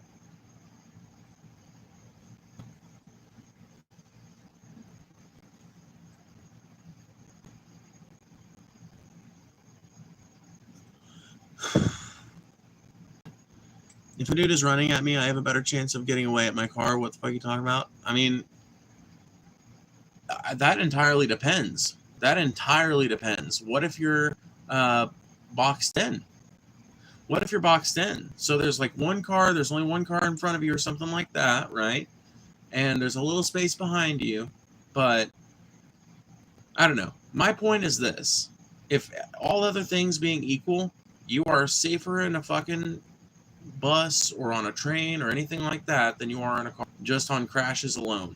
If we want to get into the rate of public violence committed in cars and things like that, I mean, I think we're also going to have to talk about the amounts of violence committed in taxis. I think we're going to have to talk about the sort of violence that happens in Ubers, which has been rising. Uber and all these rideshare apps and shit have become kind of like known for the fact that sometimes you just get assaulted by one of the drivers. It just is what it is, you know? Like, I don't know. To me, it just seems like such a basic thing.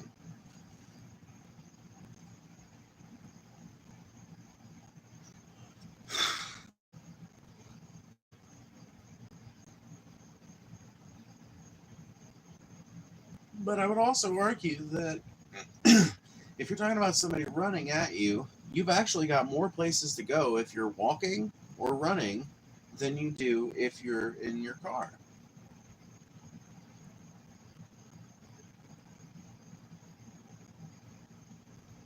But once again, I would just argue that if we're talking about that, if we're putting these two societies side by side, in one example, we've got a car-centric society where people have to drive and where people are expecting to drive and everything, and we don't have a lot of people out in public.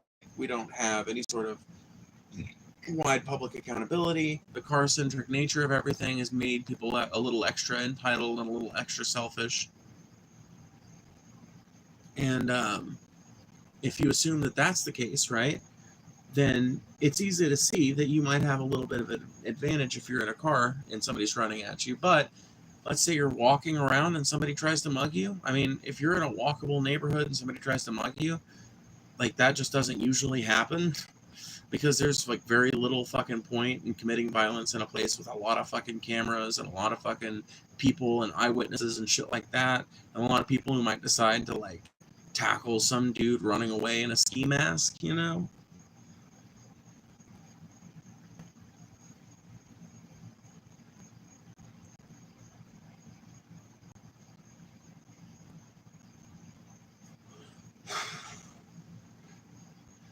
Either way, my argument is just this.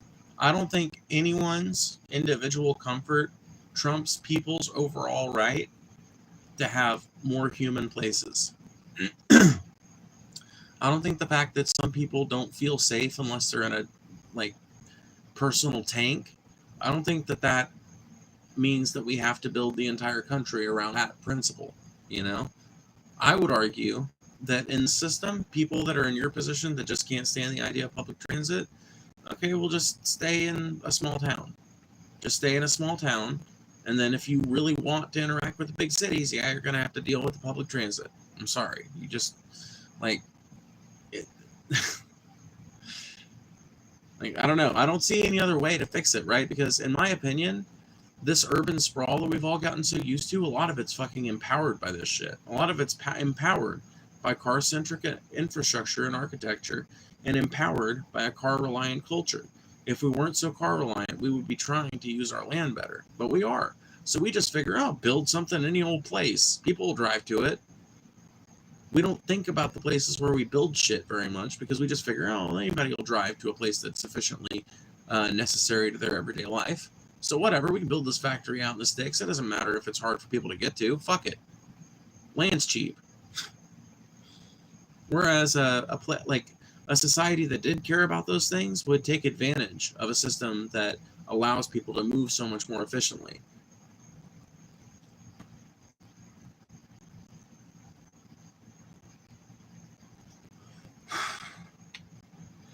Forcing people to deal with public transit is communism, even if it's just in like cities with a population over 50,000. Why? How is that communism? When did Marx write about that?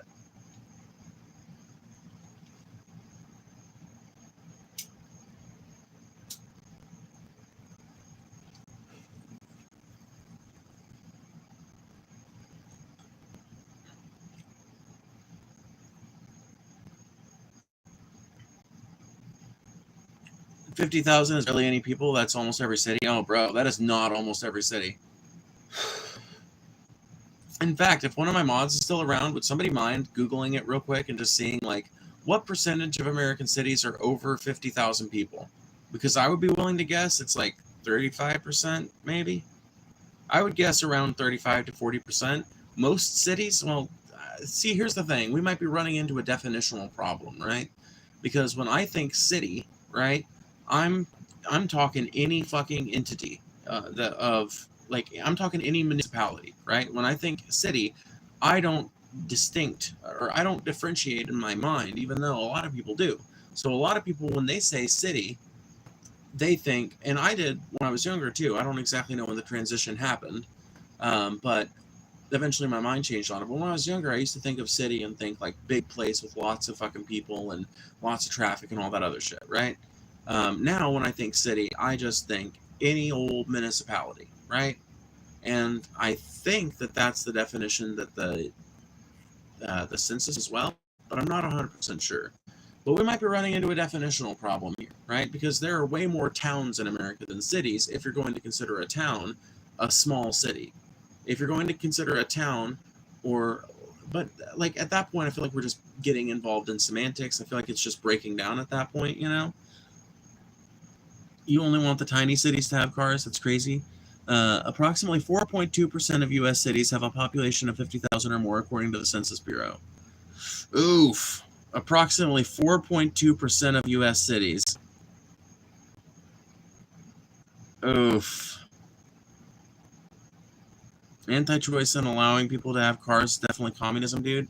Based on what, though, Corey? You saying it does not make it so. You understand that, right? Like, you merely repeating it doesn't make it so. Like, where is that? Like, where are you deriving that from? What communist texts have you read to derive that from? Because I feel like people just use communism as another word for, I don't like that. You know, and it's one thing to say, I don't like this policy, I think it's authoritarian, which I think is the word you're actually trying to use.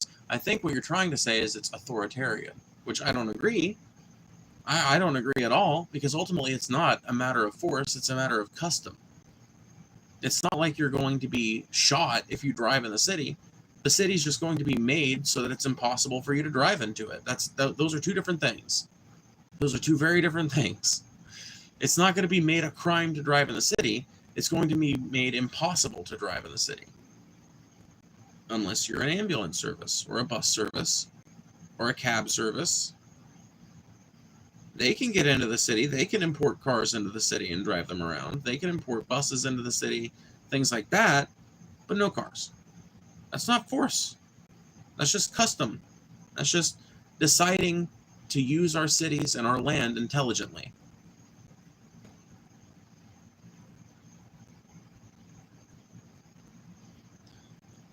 Ogden, Utah is a small city and it has like 90,000 people. Corey, are you really going to base your entire argument off of one city that you think is really small? The statistics don't lie. Are you saying Trump's Census Bureau doesn't know what it's talking about? It's a large part of your life that controls you and how you move. It's definitely a trait of communism. You can deny it all you want. Denying people the choice is Marxist behavior. Once again, based on what? Like, where is that advocated for? In what communist document? You keep saying it's true, but you don't, like, you're not providing any sources. You're just saying it is.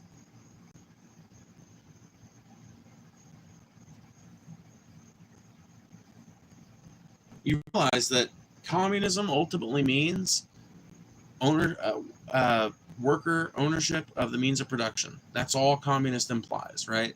You realize that, right? Communism is not the idea of government have a lot of power. That's not communism. Communism is a very specific economic framework that entails worker control over the means of production and a higher degree of overall social democracy that allows people to have way more control over the goings-on of their city / state / country.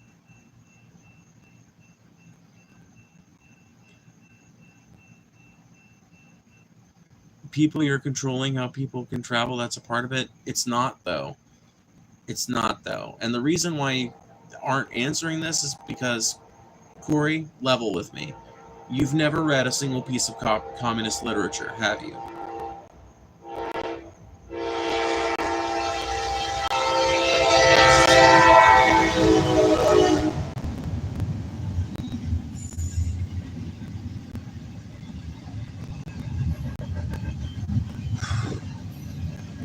All right, Corey. So are speed limits communism? Are traffic lights communism? Are turn signals communism? Are traffic tickets communism?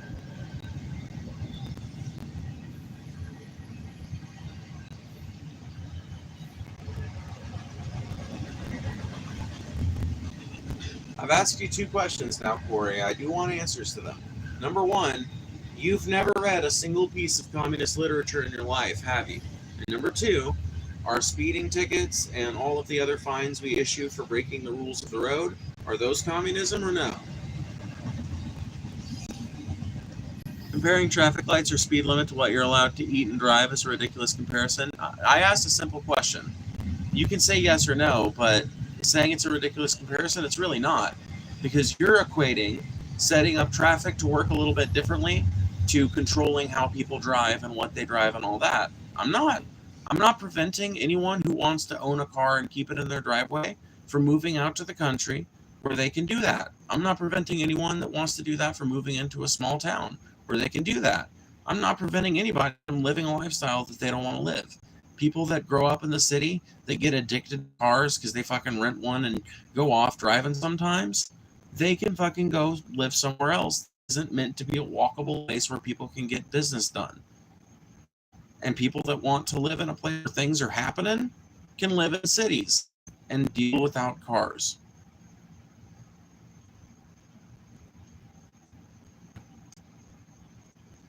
Not everyone wants or can afford to live in the country. The country's way more affordable than the city. What are you talking about? I mean, like, I guess it depends on what state you're willing to live in. I guess there are some places where the city or the suburbs are more affordable than the country, but there are a lot of states in this great union that are not like that. I mean, like New Mexico, for example, you can find if you're willing to drive, if you're the type of person that just loves that, well, there's land you could buy in New Mexico today if you had $5,000 sitting around. You could buy you a couple acres in the desert if you just want some land and you don't care to drive an hour and a half to get into the city. Like, if you don't give a fuck about that, then there's all kinds of places you can live in the country, in New Mexico, and Missouri, and Kansas, and Colorado. Well, Colorado not so much anymore, but used to. Colorado, Illinois, all kinds of states. It's not everybody. But it's not everybody right now. You're making more than half the country lose their cars. I'm not making them lose their cars. I'm making their property tax pay for a little fucking parking spot outside of town. Can you at least be honest about what I'm advocating for? I'm not asking to take anyone's cars away. I'm asking them to stop parking them in front of their fucking house on the street and making the fucking streets less walkable and less appealing and more congested. And I'm asking them to go park them in the fucking purpose-built parking towers on the ring road outside of town, and then take the bus back to their house. Not the bus, but take the train, and then the streetcar, or then the bus, whatever. You know? That's all I'm asking. I'm not stepping in the way of anybody's freedom to drive anywhere outside of the city. Maybe the number should be 100,000. I don't know. Like, there are plenty of towns, I think, in America that have functionally been made so reliant on cars that it wouldn't make sense to turn them into public transit paradises, which is why I've set, the 50,000 thing. Maybe the right number is 100,000. But there does need to be a point at which a city ceases to be a car-reliant place. And I think that a city that's growing fucking at a meteoric rate really shouldn't try to be car-centric, because the more car-centric your fucking city is, the more expensive it is to repair, the harder it is to repair, the more shit you have to close off, and the harder it is to close those places off. Literally, everything gets harder when you allow a city to be car dependent. And the only reason America is as car dependent as it is because the auto industry bought up all the streetcar lines back in the 50s and 60s and tore them all up. Literally, you can go look it up. Nothing like this happens without a... Hold on.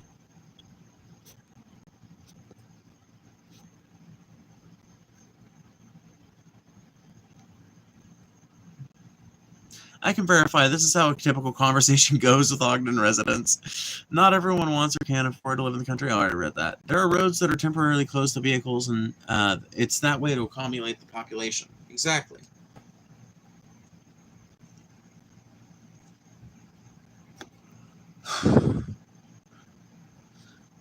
Most people didn't even own cars 100 years ago. Yeah, no, 100%. And cities were walkable because they had to be. In the time before cars, the only people who lived in the country were people that were farmers, basically, and the people who supported the farmers. And, if you wanted to have regular access to the amenities of a city, you lived in the city. And if you didn't care for that kind of thing, you bought you a farm outside of the city, or you got you a little bit of land outside of the city. And yeah, you had to have a horse and a buggy to get around anywhere, or you had to know somebody that had a car or something like that. Wasn't always fucking easy to live like that, but people did that wanted that sort of freedom and that sort of like removal from the city. But people that live in the fucking city, I can't imagine why. Like, what is the fucking appeal to sitting around in traffic all day? What is the fucking appeal to getting sideswiped every time you get a new car? What is the fucking appeal to having to fucking navigate narrow-ass city roads that were originally built for horses and buggies and shit? What is the fucking appeal to having to fucking put your parking brake out because you got to park on an incline because that's the way the fucking dumbass owner of your rented house decided to build the driveway? What is the appeal to that? And the only fucking answer I've managed to get from Corey, I've gotten 3 answers basically. I don't like public transit because it's too crowded and too gross and weird. I can't carry my groceries in public transit. And I don't like it. That's communism. You're trying to force people. It just kind of seems like there's like an excuse every time for why we just can't do it. It started out with what I think was the genuine reason, which is because Corey just doesn't like public transit that much. Corey doesn't like the idea of having to take a bus because Corey thinks about a bus. Think about our current system of busing. They think about buses as they exist in America right now. And that like bothers them to think about them having to take that. But what I'm envisioning is not America's current system of buses existing forever. What I'm envisioning is America building a new system of buses, one that allows us, and not just buses either, right? I'm talking that America expands its bike lanes, which is something we could do super easily after getting cars off most of the streets. We expand our bike lanes massively. We expand bike infrastructure in general massively. We expand public transit like trains and streetcars and things like that. We expand bus lines where necessary to cover the the lack and the, because there's going to be infrastructurally just places where it's hard to build stuff, right? Uh, Historic neighborhoods, things like that. But if you did that, right, you would end up with a massively better city for everybody. You would end up with a city where nobody's here. Let's think about all the benefits to drivers from a city like this, right? So let's you've got a city that has effectively banned cars from the inside. You can still own a car if you live on the inside of the city. You just have to park it at one of the purpose-built parking garages that are like parking towers, basically, on the ring road, and then take public transit back into your home, wherever that may be, whether it's in a condo tower or some kind of middle way or some kind of apartment or a house, whatever it is. You take public transit back, or you pay public transit to a certain point and then bike back or whatever. But you're not parking the car at your fucking place anymore. What are the benefits to this? Well, your car is no longer subject to constant wear and tear from having to go everywhere in the city just to get basic amenities, right? So you're not putting thousands of miles on your car every year just to fucking go and do shit that you can, like, should by all rights be able to do with other forms of transportation. Okay, so that's one benefit. Next benefit is the fact that it's in a sealed parking garage, right? It's in a parking garage that's got sure, it's open to the air and everything, but it's not open to the elements. So cars are protected from that kind of thing. They're not like they're like staffed, and they've got cameras and everything, so they're secure places. So it's not like you've got to worry about your car getting stolen or anything. And because everybody's cars are all in the same place, there's going to be way more incentive to focus like protective police work on those places, which means your car is actually going to be safer because it's right there with everybody else's that are all being watched and monitored and made sure that nobody's going to fuck with them or do anything like that. So like just those three things alone, I think, makes this idea worth it. Even if you're a driver, even if you're a person who prefers to drive overall, you should be able to see the benefit in this, right? You should be able to see the benefit in this. And I don't think it's forced, by the way. I don't think this is authoritarian at all to decide as a country that we are not going to build cities in a stupid way anymore, that we are going to make our unwalkable cities walkable. We're going to make a bunch of walkable areas out of what are currently car-dependent areas, and we're going to link all those walkable areas up with walking accelerators and good, well-funded public transit. We're going to make this country a place where you want to walk around. We're going to make this country a place where you want to take public transit if you're in a city.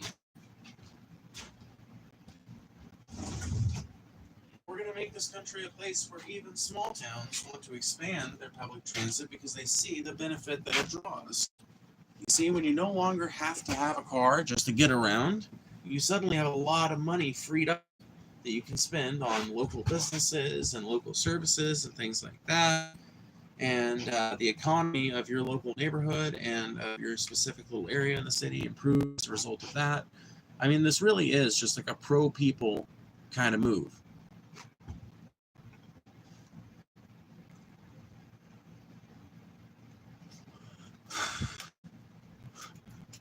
I agree, there are less opportunities to lose money. You're 100% right there. But you're not right with your correction, so it doesn't count. It's way more affordable. I don't know where you're getting this idea that there are less jobs when you have more public transit. That's just factually wrong. There's actually way more jobs when you have a public transit system because there are so many more people needed to maintain a public transit system than there are people needed to maintain a system of like driving yourself around, basically, like a car-dependent system. You need way more people to staff a public transit system and a walkable system than you do with a car-dependent system. Not only that, though, when people don't have the burden of a car hanging over their head, when they can choose to live a different way, when they can choose to only rent a car whenever they want to take a long road trip in their own little personal vehicle or whatever, but they don't have to have the overall cost of a car constantly hanging over them, people can afford to spend way more at local businesses, and that increases the amount of jobs in your area. They can afford to spend more at corporate spots, so that increases the number of jobs in your area. Like, it's a win-win for everybody. The people in that city have more money to spend. The companies in that city stand to make a better profit and stand to be able to expand and hire more people. Parking lots get converted to parks and further business locations.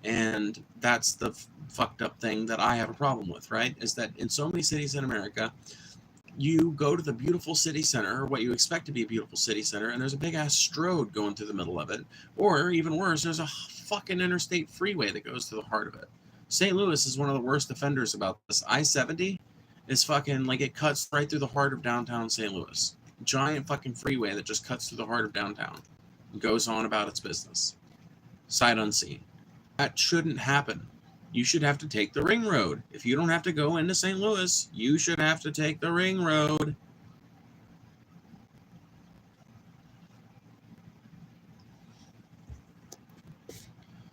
Yes, I love all the parts of driving, and I would be extremely unhappy if my right to drive was ripped away just because people think I should do something different. That's the thing, Corey. I haven't advocated once for anyone's right to drive to be taken away. Corey, can we please level with this, right? All I'm fucking asking for is for people not to drive in cities over a certain fucking population. What that means is that if a person wants to go get their car from the fucking park and ride and go drive outside of the city somewhere to a smaller town, a smaller community, just to drive around on the highways, that's fine. In fact, I love to do that myself. I would never take away people's right to drive, period. I think that's one of the most beautiful things about America and our infrastructure and our fucking interstate highway system. But why do we have to have massive fucking backed up traffic on a fucking 8-lane highway? Why do we have to have cities that look uglier because they're all made to be car dependent in cities where the population density is so fucking high that you toss you can't swing a dead cat around without hitting 4 motherfuckers in the head with it, you know? Like, why do we have to have that? It's not a good system. Like, yeah, it pollutes a lot in the system I'm talking about would, but that's not even the angle I'm approaching it from with you. The thing is that it makes your life harder as a driver to have to go through cities because you're not just dealing with, because here's the thing, my idea excludes from the ring road everybody who's going to the city, because everybody who's going to the city gets in their own dedicated 2 lanes of traffic like 2 miles out from the city. And everybody's that's going through gets in their dedicated 3 lanes or whatever it is. And then they all go on the ring road and they pass around the city without ever inconveniencing anybody that lives there. And the people that need to get off and go to the city itself, they get off at the fucking park and ride, park their car, and take public transit into the city. What's so bad about this system? Whose right is being infringed? If you live in the city, you get a parking space outside of the city, paid for by your property taxes. You get a parking space outside of the city that enables you to park your car there for free. Well, not for free, but you're paying for it with your taxes, collectively, like everybody else. So, like, I don't get what the fucking problem with this would be. Like, nobody's right to drive is being infringed. It's just your right to drive in a specific place, which, by the way, is already infringed. Your right to drive in a specific place is already infringed. Like, what? Is every road closure communism now? Is every road that they turn from a drivable place into a walkable place, is that communism now? Like, to what degree are we going to go with this? Is every military base communism now? Because you can't drive through it unless you're, like, badged in or whatever? Is that communism now? Like, it's communist to drive through Fort Bragg. There's a through road that goes through Fort Bragg. I should be able to take that through road. They didn't have that military base there. There were all kinds of folks that lived on through road. They got that military base there. I can't get down that through road. But it's a through road. It doesn't end in Fort Bragg. It goes all through. They should let me through there. In fact, they know it's communism. That's what you sound like, and I just think I can't take that seriously.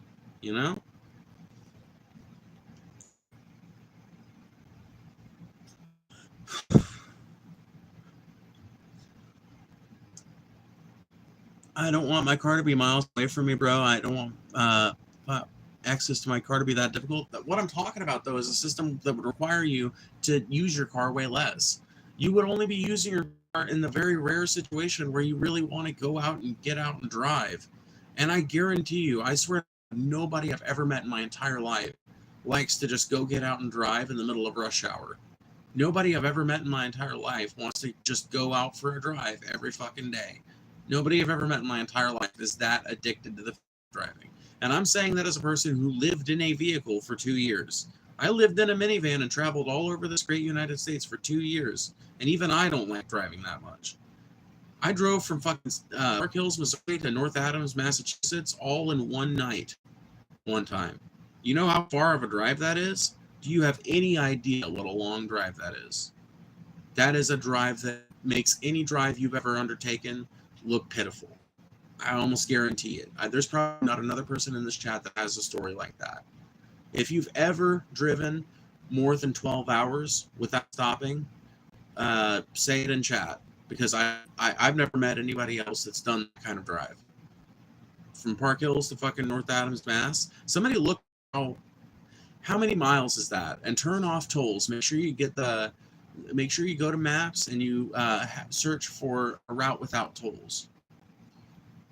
Up that route, because that's the route I would have taken, is whatever Google Maps spits for that to that without tolls.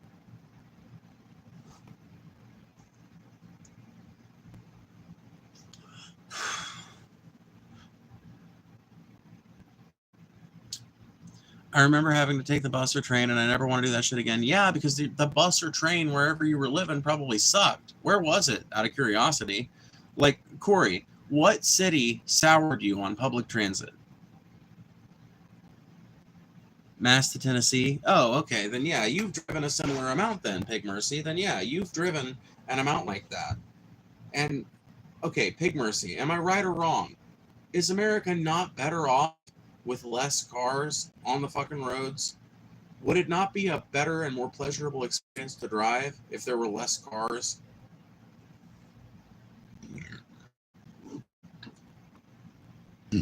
And I don't even want like critically less cars. I just want less overall. I just want, and really not even less cars I want so much as less trips. Really, that's it. I want less trips, right? Because I don't think that you should have to start up your own little personal 6-cylinder engine just to go fucking a half a mile away to get groceries. I don't think you should have to do that. I think that there should be a fucking bus system that you can use to get from your neighborhood into that central area. And if it's too close to justify using the bus, then I think that it should be bikeable. That you should be able to walk your bike to a spot or be able to ride your bike directly from your house to that place and back. And people would say, oh, you can't carry anything on a bike. Well, you haven't heard of a car bike then, I guess. Because it's only, honestly, American bikes that don't, have... if you look at Dutch bicycles and shit, almost all of them are built differently from American bikes. They're built to be way more fucking useful and to carry way more shit. And you would be shocked at the amount of weight you can carry on a bicycle. Shocked. It does not take a whole lot to balance a lot of weight on two wheels. For whatever reason, it just doesn't take a whole lot. It's just a skill we human beings have gotten really used to. It's probably got to do a lot with the fact that we've been riding horses for a lot of years, and horse riding is a skill that involves that same sort of thing, being able to balance and everything. But there are these things called, what are they called? Oh my god.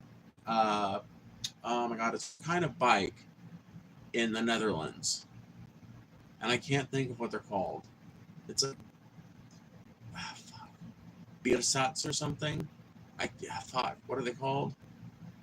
I can't remember what they're fucking called. Whatever.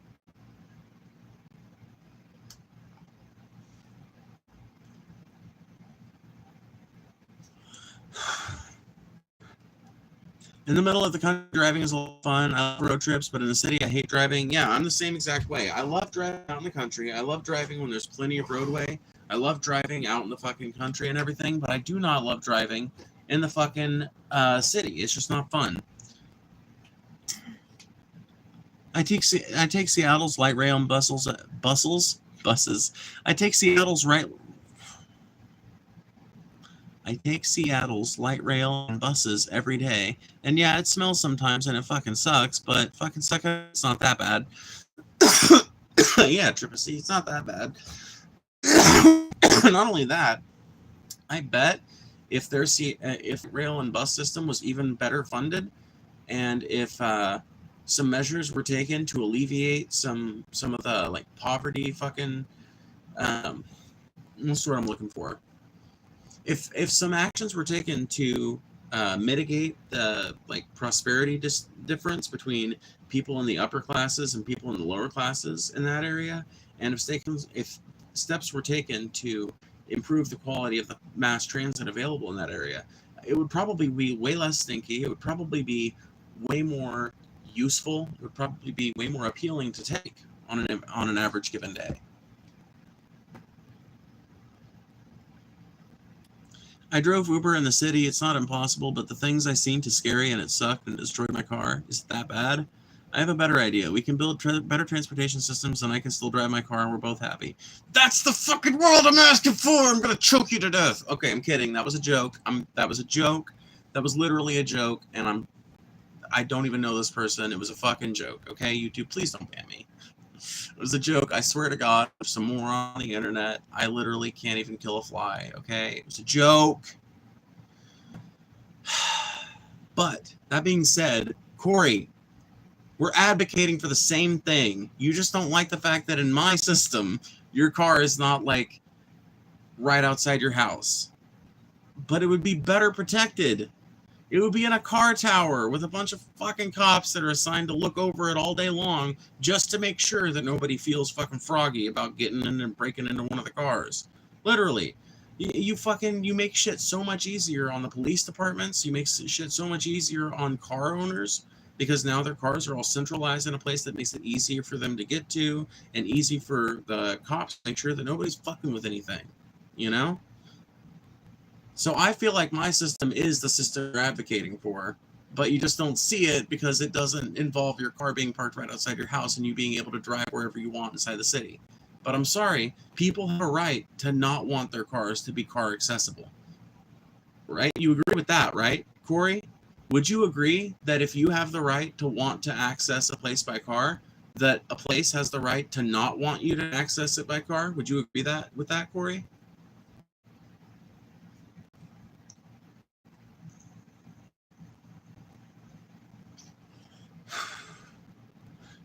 I live in Utah. So what are you worried about? Fucking, if you can leave your car untouched, then what are you worried about? Like, so what? Your car's not right next to you. Okay, well, you don't need to use your car anymore. Like, not for most trips. If you're just going to get groceries, you don't need your car. If you're just going to the fucking bait shop and then you're going to go fish at one of the centralized parks built in the areas where they've got the freeways all torn out, then you don't need the fucking car. You just need adept public transit and an adept biking network and an adept walking network and walking accelerators and all this shit. The system I'm looking for is not only possible, Corey, I think you would actually prefer it to what you currently have right now if you were able to experience it. I lived in a town that was walkable, and I live in the country now, and I massively preferred living in a walkable city. Honestly, if I'm being 100% honest, all other things being equal, I think I would prefer living in a walkable city these days to living in the country. Other things being equal,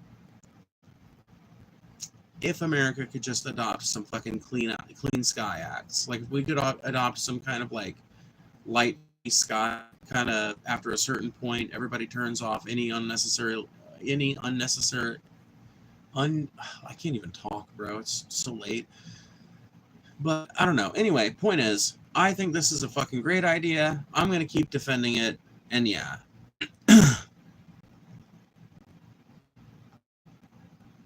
Yeah, you might like driving in fucking Utah, but I promise you, I swear to God, Ogden does not sound like a big enough city to inconvenience people when driving. Because that's what I'm saying. Maybe, Corey, when I said earlier, maybe the population needs to be at a different number. Maybe 100,000 would be a better place to set it. Maybe it'd be 200,000. I don't know. I would want to talk to city planners about it, frankly. I would want to talk to a bunch of city planners about it. Maybe that's something I should do. Maybe I should work on a video about this and actually go through the process of getting in contact with a bunch of city planners and asking them, like, okay, if we were going to start changing America's transit system and having America's biggest cities lead by example, because we just proved earlier that only 4.9% of America's cities, so we're going to say 5%, so less than, so 5/100ths is another way to say that. Like, that's a tiny, minuscule fraction of all cities in America are over 50,000 people. The vast majority of towns and places to live in America are not going to be going through the system, but I think that I get a bunch of fucking city planners together and be like, I want America's biggest cities to lead by example with a new public transit system, and I'm trying to establish what should be the cutoff for enacting this kind of thing. In a perfect world where I was able to present some kind of legislation that got pushed through and got enacted, and let's say it was funded all the way through, where would you say, right? Because maybe the answer is 100,000, maybe the answer is 200,000, because in America, there does seem to be a distinction between the drivability of a place that depends on its population. The bigger a city gets, the less it can accommodate drivers. It sounds like a contradiction because people in America think that cities are built on driving. They pretty much are in the modern day and age, but it's actually like a paradox, right? Because the more demand there is on the road, the more the road has to expand to take up for that demand, and the more the road expands, the more demand there becomes for the road because it creates what's called induced demand. More people want to drive because the road is bigger, more people take that route because it's got more space, and so even more demand is created on it until you end up with a fucking 16-lane mega highway like fucking Dallas has running through the middle of it, or Houston, or whatever Texas city it is. That type of shit's not like, that's not the way it should be. That's not the way any of this shit should work. And the only reason that shit is the way it is because a bunch of fucking commuters are going all over the city on fucking lunch hour and fucking all over, all around the day. You know, it's not like it's all happening at one specific time.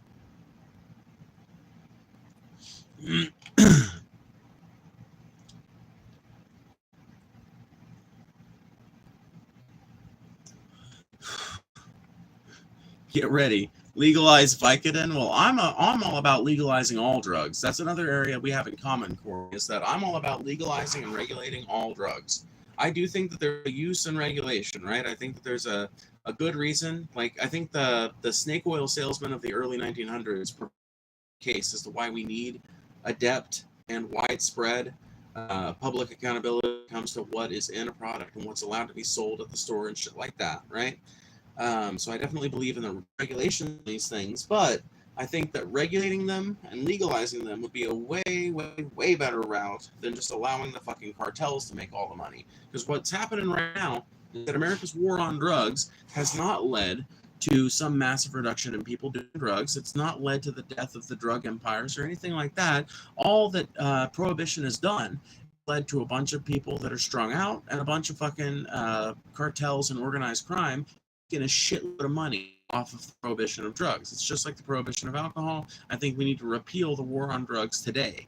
I think, in fact, I know for a fact the war on drugs was just a fucking bullshit ploy that was started by one specific president in order to get some of his harshest critics off of his back and earn the support of the country by moralizing about what was perceived as an emerging common issue. Anybody know what that president was? Anybody know who that was? Anybody want to take a guess? Anybody know? Before cars, Ogden was a Union Pacific hub. The whole economy was built on serving visitors who came in by train. Ooh, Riley. Hitting them up with the facts and logic, dude. Oh, man, that might have been the hardest hit to your case yet. Dude, Corey, I was willing to be so conciliatory and exclude your town from it, but what I just heard makes me think I don't even need to. I bet Ogden is a pretty fucking walkable city, or it could be made to be one pretty easily. I bet Ogden, even with all of its suburbs that's probably evolved right now, could probably be made pretty fucking walkable again if it was at one point a Union Pacific hub. That means it's got a lot of fucking infrastructure in it and around it already.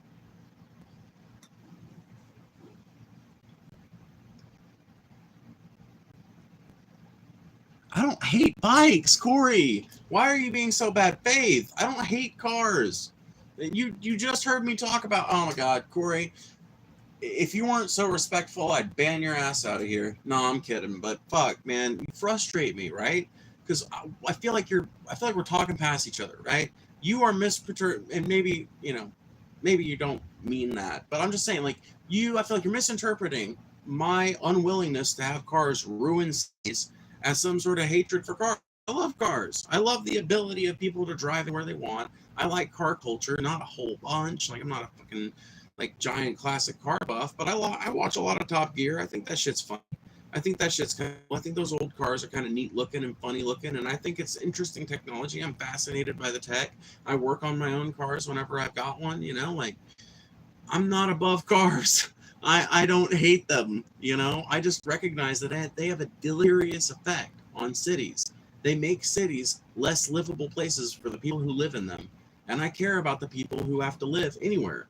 I care about people in general, you know, and it pains me to know that so many people that live in cities are effectively cut off from so many of their neighbors and cut off from so much of their city culture, because so much of it has been subverted by cars that, you know, they perceive everything at 25 miles an hour or higher.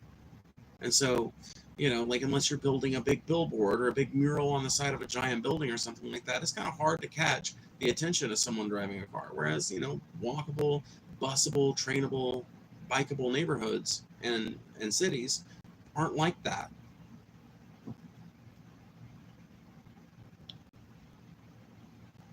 When in doubt, put words on the other person's mouth. Yeah, I mean, it's sad that tactic is so well used, right? But it's just, you know, like, sometimes you don't have a better argument, and that's what ends up happening, I guess. But let's see here. Can I go by in the city on my Yamaha R1 sport bike? I would actually consider, yeah, maybe not every street. I think some streets should still be excluded to all traffic that's not either emergency or delivery, right? I still think that there should be some streets that are like that, but I would say that, yeah, any street we would allow buses on. I think we would allow motorcycles and bicycles on, or not bicycles, but motorcycles and like motorbikes, just in general. Oh, my neck.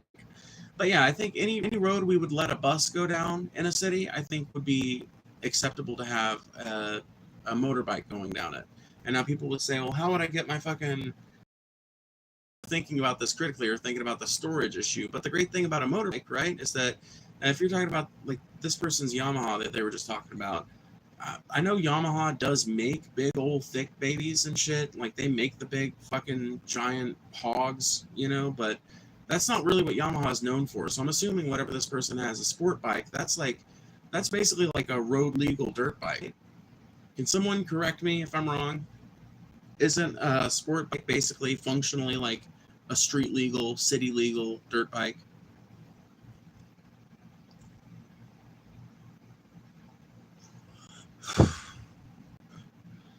I hate motorbikes, though. They should be illegal. Oh, man. Take mercy. I disagree. But wait, that's fine.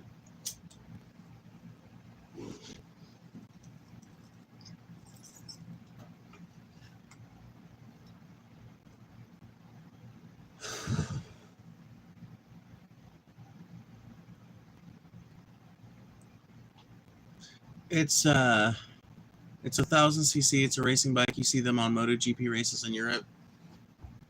That doesn't tell me anything about, like, how much they weigh, though. Because if you're talking about the kind of bike I'm talking about, this is the kind of bike that you could walk in a block or two if you had to get to an arterial road, right?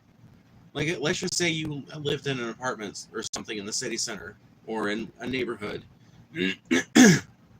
and the street immediately outside of your home doesn't allow motorized vehicles that aren't in furtherance of delivery, or at least it doesn't allow internal combustion engines unless in furtherance of emergency or delivery. But let's say there's an arterial road, like, 500 feet, 600 feet down the road from where you're at.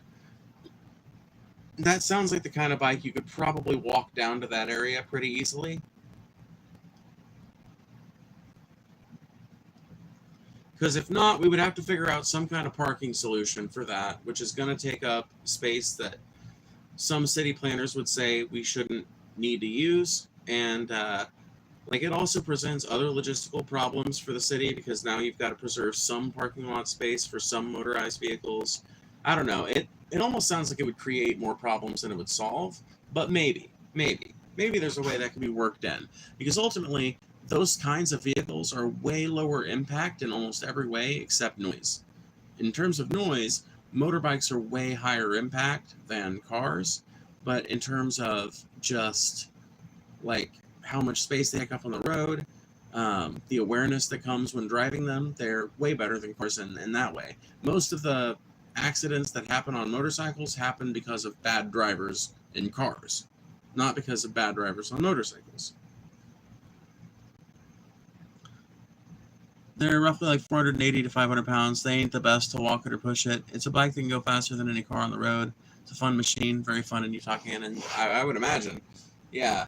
So, I don't know. Like I said, if we're talking about like big Harleys and fucking big old 1000cc Yamahas or whatever, like, yeah, you're probably going to have to find some creative parking solutions to allow those kinds of vehicles on the roads of the city and have them be effective or useful, you know? Like, I think a good intermediary situation is like, yeah, but you also have to understand that you're going to have to, like, park your bike at, like, a parking garage somewhere near the center of wherever you're going to, and then walk or rent a bike or a scooter or something like that to wherever you have to go to specifically, you know? Because ultimately, the things that I want to get rid of out of cities, here's what damages I think cars do to cities. I went through this earlier, but we'll go through it again real quick. Right? And then I have to get off here pretty soon. I've been on here for almost 4 hours. But anyway, so the first thing we have to get rid of when it comes to, oh, fuck, I meant to go to bed earlier tonight. Oh, well. But the first thing we have to get rid of when it comes to cars and their relationship to cities is I think we desperately need to reduce the amount of noise created, that like ambient noise that people have to listen to. I think there should be way less of that. Traffic needs to be reduced for delivery vehicles and emergency vehicles, and just for the benefit of people who are now going to be walking and biking a lot more. But also just traffic is fucking horrible in general, and it makes things less functional. It depresses the economy. It's just a bad thing in general. So less traffic, less noise pollution from all the fucking cars,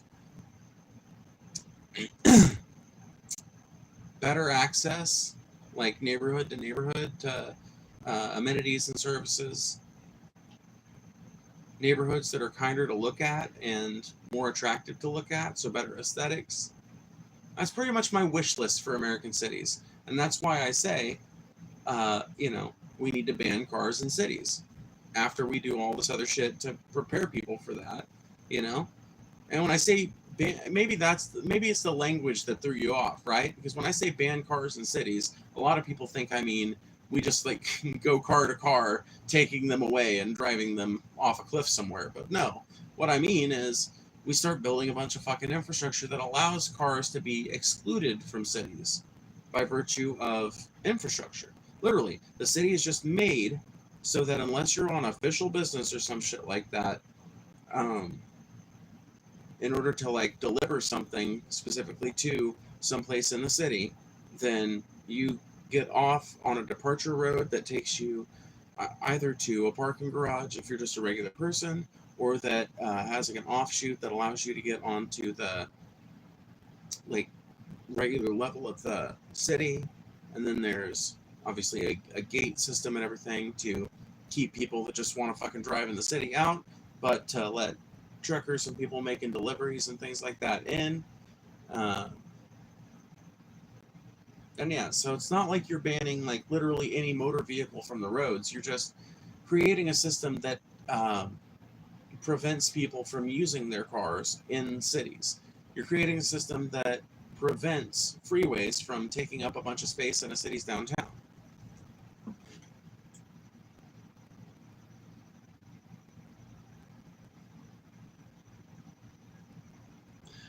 I've had 270 grams of protein today and a little over 2,000 calories, and I'm starving. Do I have tapeworms?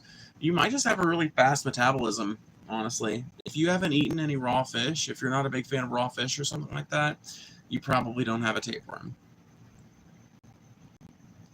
I know people that push their motorcycles in their apartment door, LOL, keep it in their living room. Well, that's what I was thinking about when I said, yeah, maybe we could allow sport bikes and motorcycles in a city like this, you know? Like, maybe we could. Because, yeah, you can totally store one of those things in a living room or in a, like, little entrance area or whatever, you know? It's way easier to build parking and storage infrastructure for motorbikes than it is for cars because they're way smaller. They take up like an eighth of the footprint of a car. So it's way easier to see the benefits over, like, if people have to have some sort of personal conveyance, if they just can't get over it, yeah, I would way prefer motorbikes to almost any other solution when it comes to just personal conveyances. But I would really we want to make sure that we focus on making the city one where you don't need a personal conveyance to get anywhere, where it's like a convenience or like a lifestyle thing, not a matter of the public transit is too disgusting to take, or the public transit takes too long, or the trains are late too often, or the buses are stinky, or whatever. I don't want that to be the reason why someone chooses to have a personal conveyance. I want them to choose a personal conveyance because they're obsessed with the idea and they just really love driving and they just can't get over it or whatever. I don't want it to have anything to do with the fact that they don't like public transit. I want them to like public transit enough to take that more often than they take their personal conveyance, and to bust their personal conveyance out whenever they feel like going out on the roads or whatever. You would have way less traffic, way less shitty drivers because you'd have way less people driving needlessly, and you would have way more focus on the road when people do drive because it would be something they're not doing as often, which means they would take in more information whenever they do drive. They would essentially be practicing their driving every time they drive. I think that this is a system that is like watertight, honestly.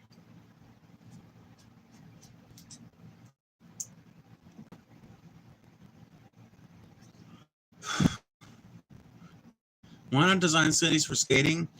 Beautiful edges, perfect handrails to ride, no skate stoppers. That would be utopia. Well, ideally, I think a walkable, drivable, or I'm sorry, I think a walkable, bikeable city should also be a skatable city. So I'm totally fine with that. Now, I don't want to, like, if a street design calls for bricks and everything, then maybe one super flat area of bricks should be laid out for people on skateboards or something like that. But I would not want to fuck with the neighborhood's aesthetic if they've got like those tough brick roads that aren't exactly fun to skate over. But yeah, like in areas where it makes sense, where you've got smooth asphalt and everything, I think it would be really fucking neat and really cool to encourage people with some skateboard friendly architecture and maybe some roller skate friendly architecture. Yeah, fuck it. Like anything to encourage people to get the fuck up out of their cars and into the cities in a way where they're actually interacting with other human beings. I don't hate cars, but I do hate what cars have done to America's cities and to America's neighborhoods. I hate that they've made them less walkable, more unfriendly, more dangerous, more polluted, less safe, less beautiful. And I just don't think they have that effect on the broader landscape. And they definitely have that effect on cities. Escape-friendly neighborhood would be a for sure tourist attraction. Not a bad proposal for real. Yeah, no, I don't think so. I think this idea is a really good one, honestly. I think more people should adopt it. Anyway, I'm going to get off of here. I've been streaming for like fucking 4 hours at this point. Thank you guys for hanging out. Thank you to everybody who super chatted. We got up to 1797, so that's pretty cool. Thank you guys for that. If anybody wants to send a super thing somewhere in the comments, that'll be open always. If anybody wants to send a...